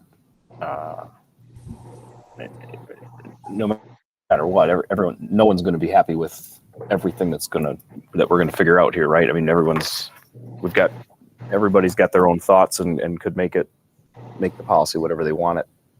If we all could do it what we wanted, it would probably look different. We'd probably have 9 different plans, right? But this idea of, I believe, starting on one end, working this way, starting on one end, starting on the other end, working towards the middle is probably where we need to be. I think that, and I think we kind of anticipated this idea that the middle school would be the topic of discussion because of that, and I think defining it as age 11 or 12 probably doesn't necessarily make it very easy. It probably needs to be a grade level or a building or something like that. My gut tells me where we're kind of sitting right now is that the discussion is about the middle school at this point. Is that fair to say, folks? Yeah, and I'll say I think the middle school is an all or none. I think it's tough. It's tough to be a 6th grader, and it's even tougher to be a 6th grader wearing masks when you got 8th graders. Let's face it, they're kids. It's not going to be easy. So I think a one size fits all for that school. Fortunately, unfortunately, however you want to look at it, is probably what's in our best interest. And also, I think it's going to be, if we did do something by grade level and had it 2 different ways, I don't think that would be an easy thing to manage. I think that would be a mess, and it would really take up a lot of admin time that I just don't think we can afford. I think we need to focus on what the business of what they do as opposed to running two different systems. It's easy to create problems when you're trying to solve another problem. So trying to keep that in mind as we move forward. Do we have, would it be, I'm looking at Dr. Coombs here, Clark or someone, or Alice. Is it fair to say we have more students and staff that float between the middle school, high school than float between middle school and community and elementary? That's correct. correct. We've discussed, there are middle school students who go to the high school, and there's certainly staff that go to multiple buildings as well. Is that more prevalent middle school, high school than it is to middle school, elementary?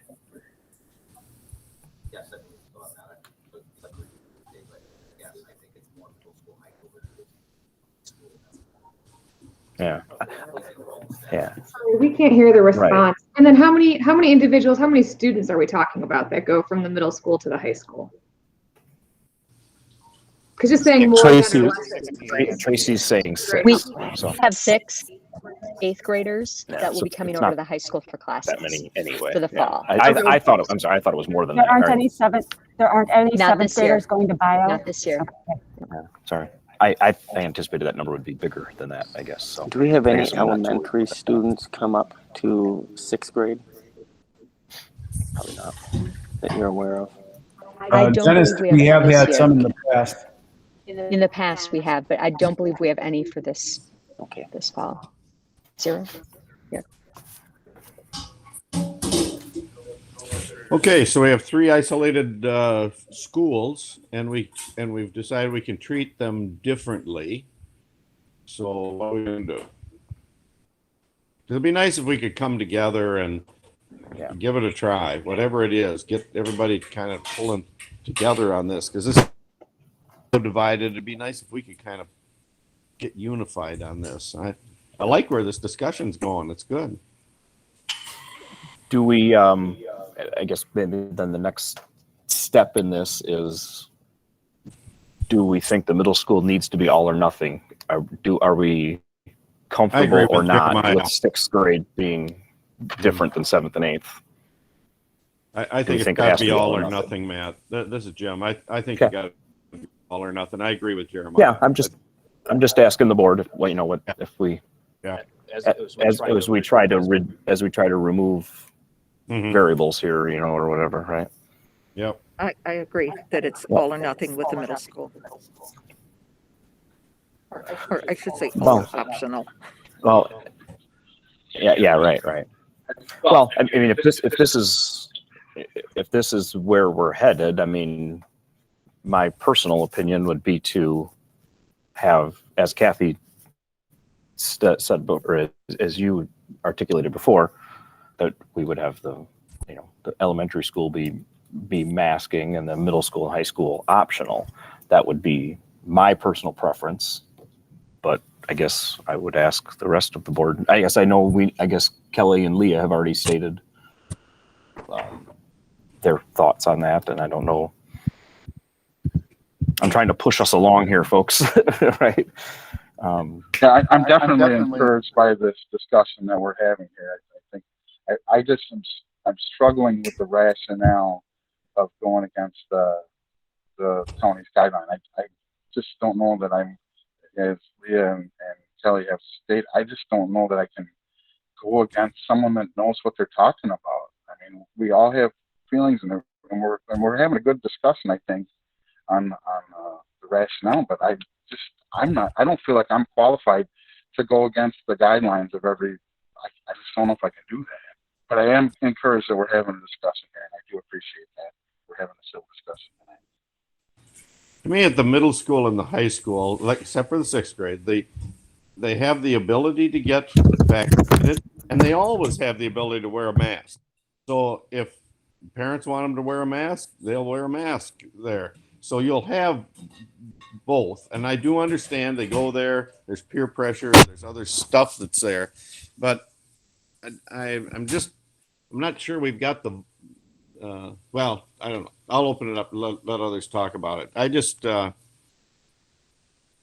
Yeah. Well, and I think I would, whether they're vaccinated or not, you know, the quarantine here that we've talked about a lot. I mean, the quarantine protocols. Yep. You know, like you said, if parents, I mean, they have the option to wear a mask if they want to. If parents want them to or ask them to, then, you know, there will be some kids wearing masks for sure. I think so.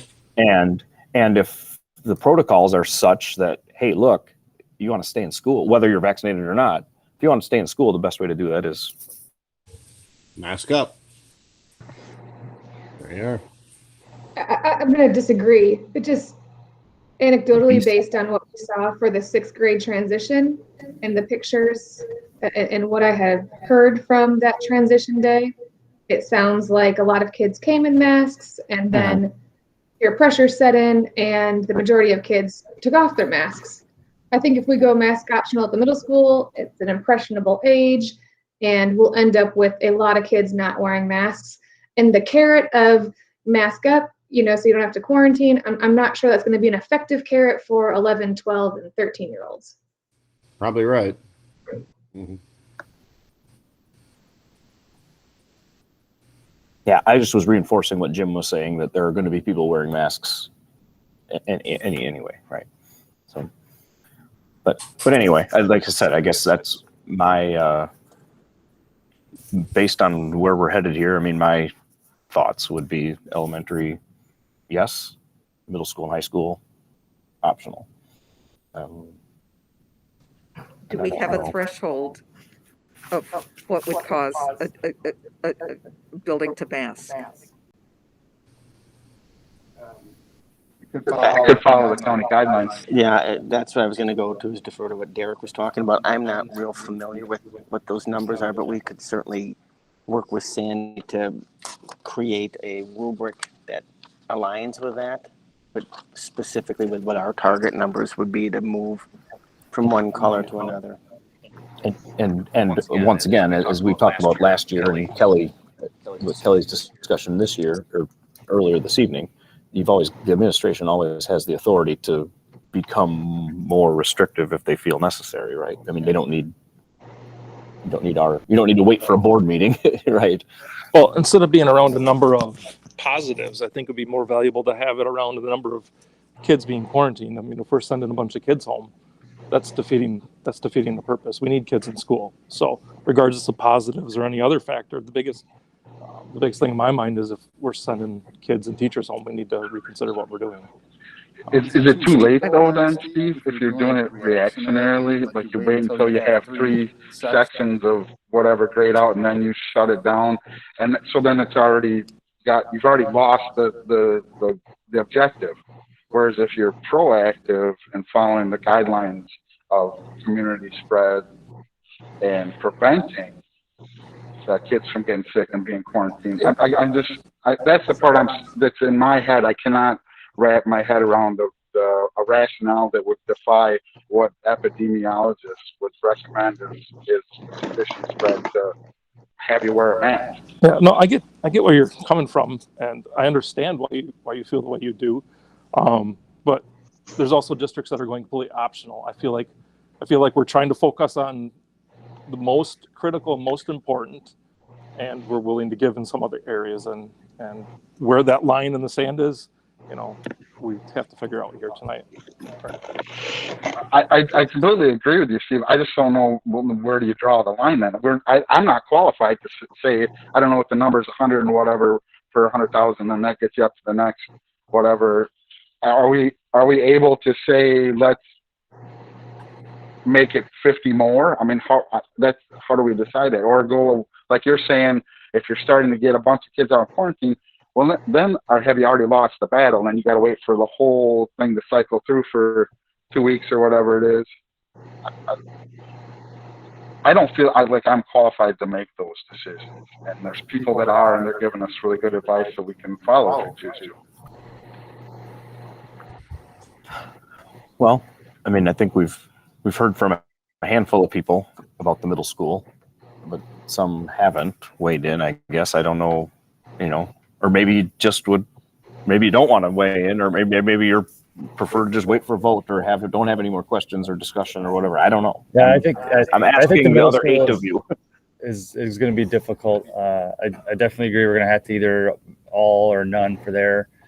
I think one of the variables we have to look at is that there is an age group there that will not be eligible for vaccines, whether or not you want to have them get them or not. But yeah, I mean, I don't know. I think that's going to be the tipping point between the way we vote tonight. It'll be like, so if some of us lean more towards option for whatever grade levels, are willing to concede that we'll mask the elementary school, maybe the middle school, with the compromise being that we'll let the high school stay as a parent choice for that. I think that we're somewhere in the middle, but I think, yeah, we're going to have to at some point pick a side on the middle school, what we're going to do with it. And I don't know if anybody wants to throw a motion out there or anything, but. I guess that's I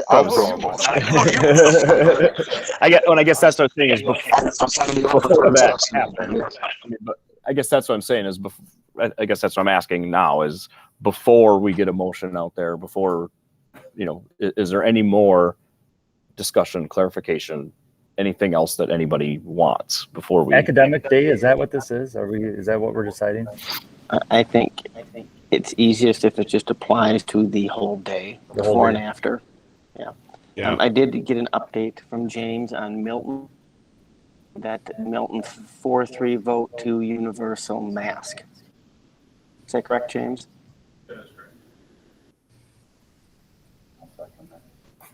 Not that has to have any bearing on the board's decision, but it's just FYI, since you asked about local districts.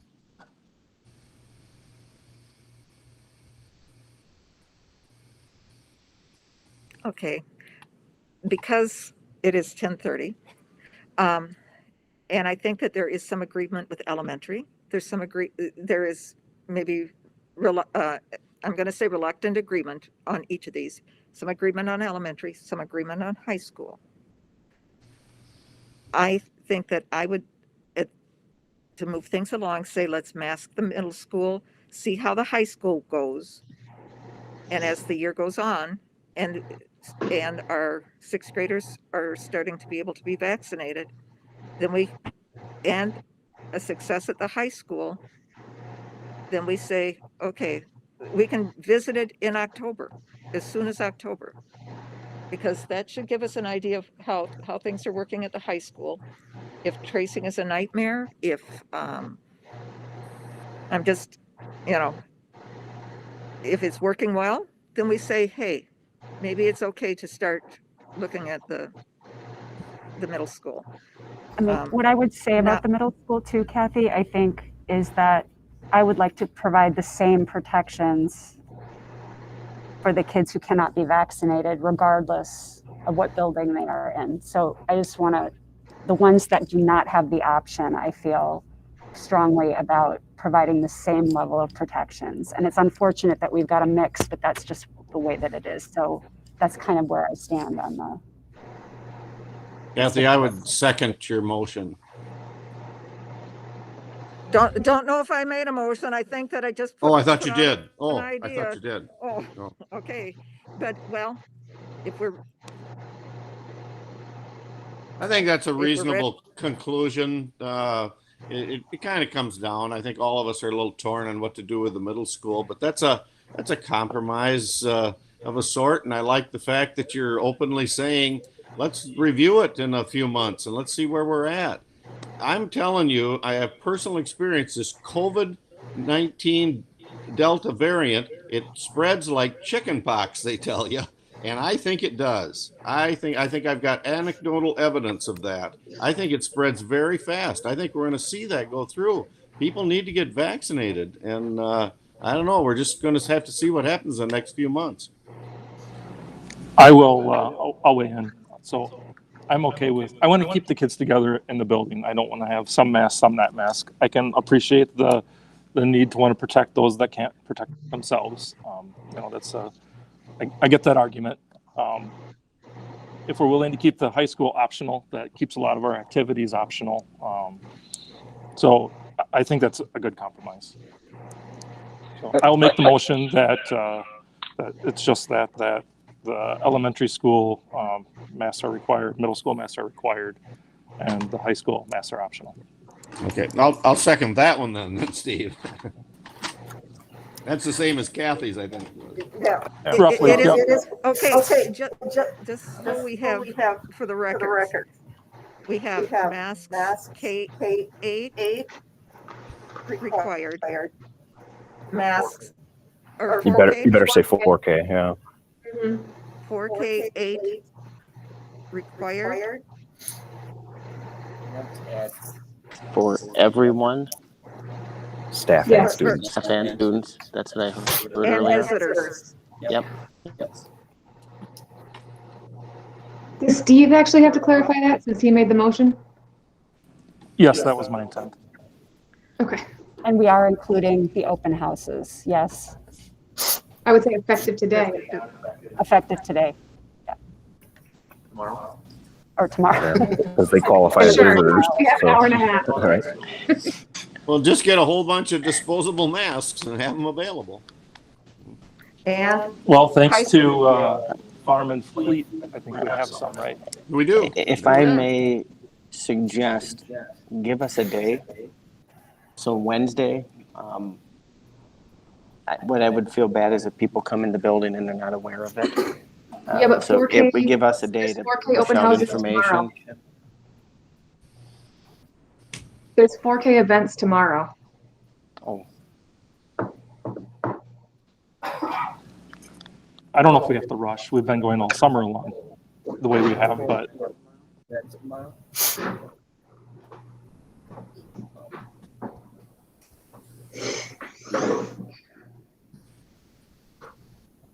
Sorry, is somebody talking? nope. No. Oh. Okay.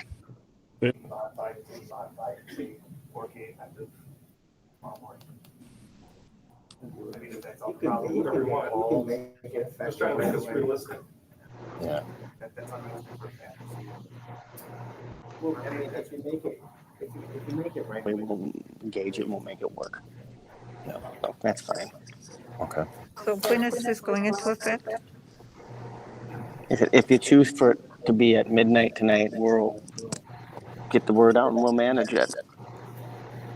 I don't know if we need to make it midnight tonight. I think Steve made a comment. We've been living like this all summer. I think we can make it 2 more days. I think if Yeah. representatives want to put a I sign agree. up saying where we're going, effective this date, please be considerate. I think that's adequate. I think it's unfair to drop this on people, effective an hour and a half from now. Seems kind of complicated, so. I don't disagree with that, So- Jeremiah, but we are having 4K things going on tomorrow where the students are going in and stuff is getting dropped off. And I think it needs to be consistent with whatever the academic year is going to be for those 4K meetings. We also have middle school open house, don't we, this week?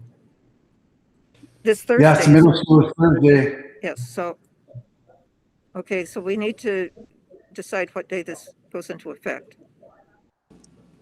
So since I'm making the motion, I'm going to make it effective midnight Wednesday night. So Thursday would be the first day. I'm okay with that. I had the second, I think, on that. So Okay, there we go. That was Steve and Jim. And just to be clear, maybe we'll have Kathy read that.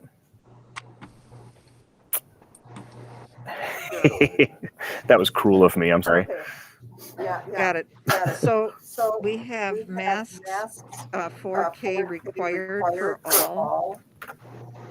I'm going to say entering the building. Is that correct? Yep. Actually, just What? It's busing too, because that's a federal law. Busing's, yeah, that's out of our hands anyway. Yeah. High school masks optional. This is in effect or effective midnight Wednesday. Thursday, August. Yeah. Oh, is it? Yeah. Okay. 12 a.m. Let's say, okay. Can we just say 8 o'clock Thursday morning? Much better. All right, hold it. Steve, Jim, are you okay with that? Yes. those are good. I'm fine with that. one more question before we vote.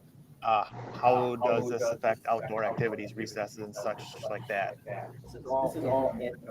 It's all indoors, the guidance right now. Indoor only. When indoors. Okay, thank you.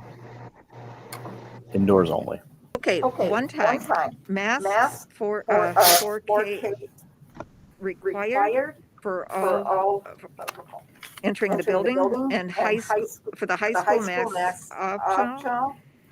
This is effective 8 o'clock Thursday morning. 4K through 8. 4K through 8. 4K through 8. Yeah. August, what's Thursday's date? 26. Very good. Okay.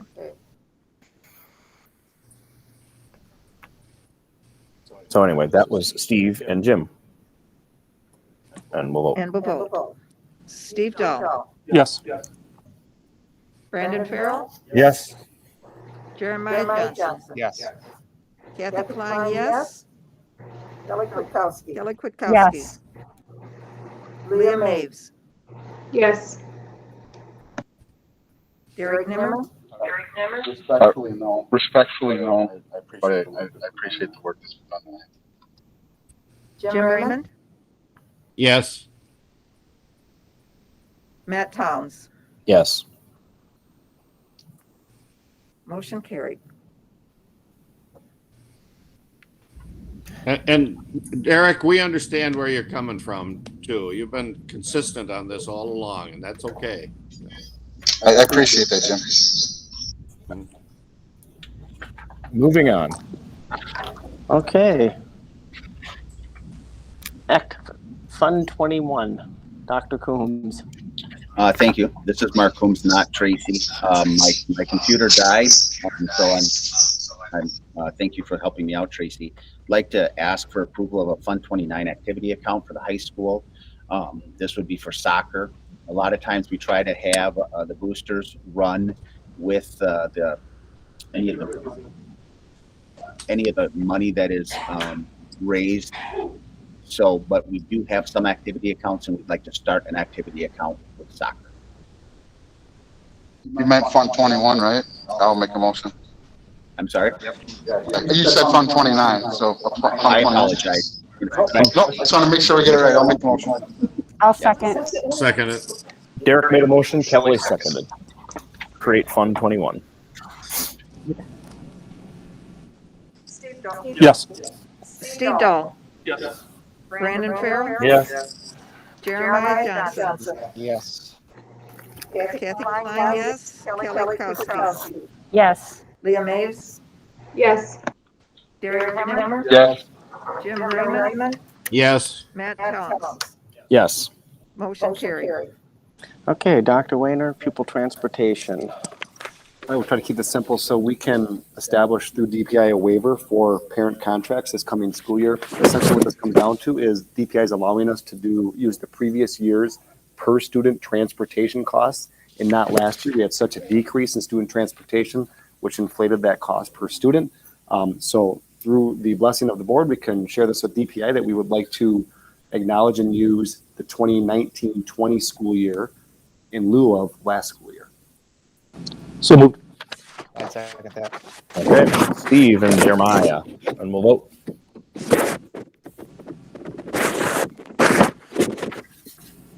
Yes. Brandon Farrell. Yes. Jeremiah Johnson. Yes. Kathy Klein, yes. Kelly Kwiatkowski. Yes. Leah Maves. Yes. Derek Nimmer. Yes. Jim Raymond. Yes. Matt Towns. Yes. Motion carried.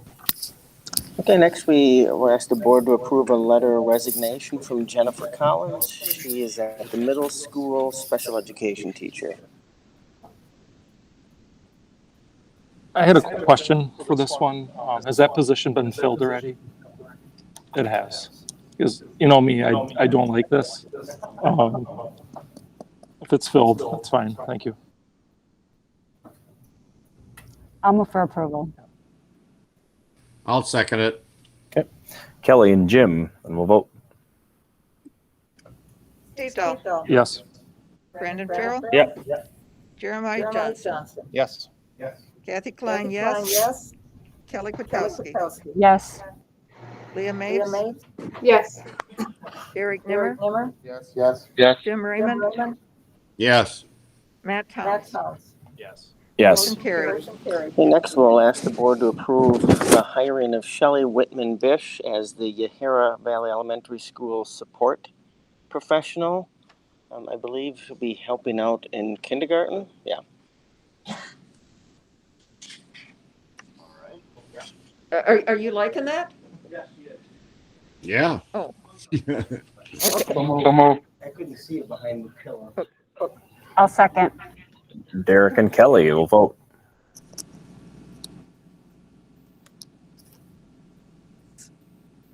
Steve Dahl. Yes. Brandon Farrell. Yes. Jeremiah Johnson. Yes. Kathy Klein, yes. Kelly Kwiatkowski. Yes. Leah Mapes. Yes. Derek Nimmer. Yes. Jim Raymond. Yes. Matt Towns. Yes.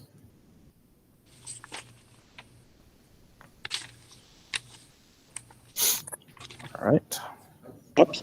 And lastly, generosity from our community once again, a $1,000 gift from Kyle Carrier to the Edgerton High School to fund a student scholarship. I move to approve accepting that. Jeremiah made a motion. I'll second it, and we'll vote. I haven't been muted. Steve Dahl. Yes. Brandon Farrell. Yes. Jeremiah Johnson. Yes.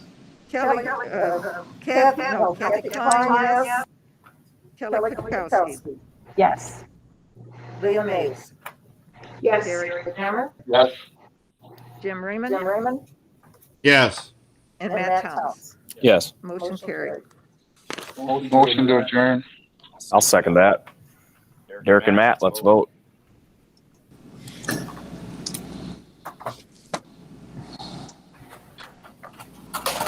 Steve Dahl. Yes. Brandon Yes. Farrell. Jeremiah Johnson. Kathy Klein, yes. Kelly Kwiatkowski. Yes. Leah Mapes. Yes. Derek Nimmer. Yes. Jim Raymond. Yes. Matt Towns. Yes. Motion carried. 10:43. We are adjourned. Thank you, folks. Real quick, board members, I just want to thank you for, that was a very courageous, honest, and incredibly respectful dialogue. Oh, I need to get out of here. Thank you for taking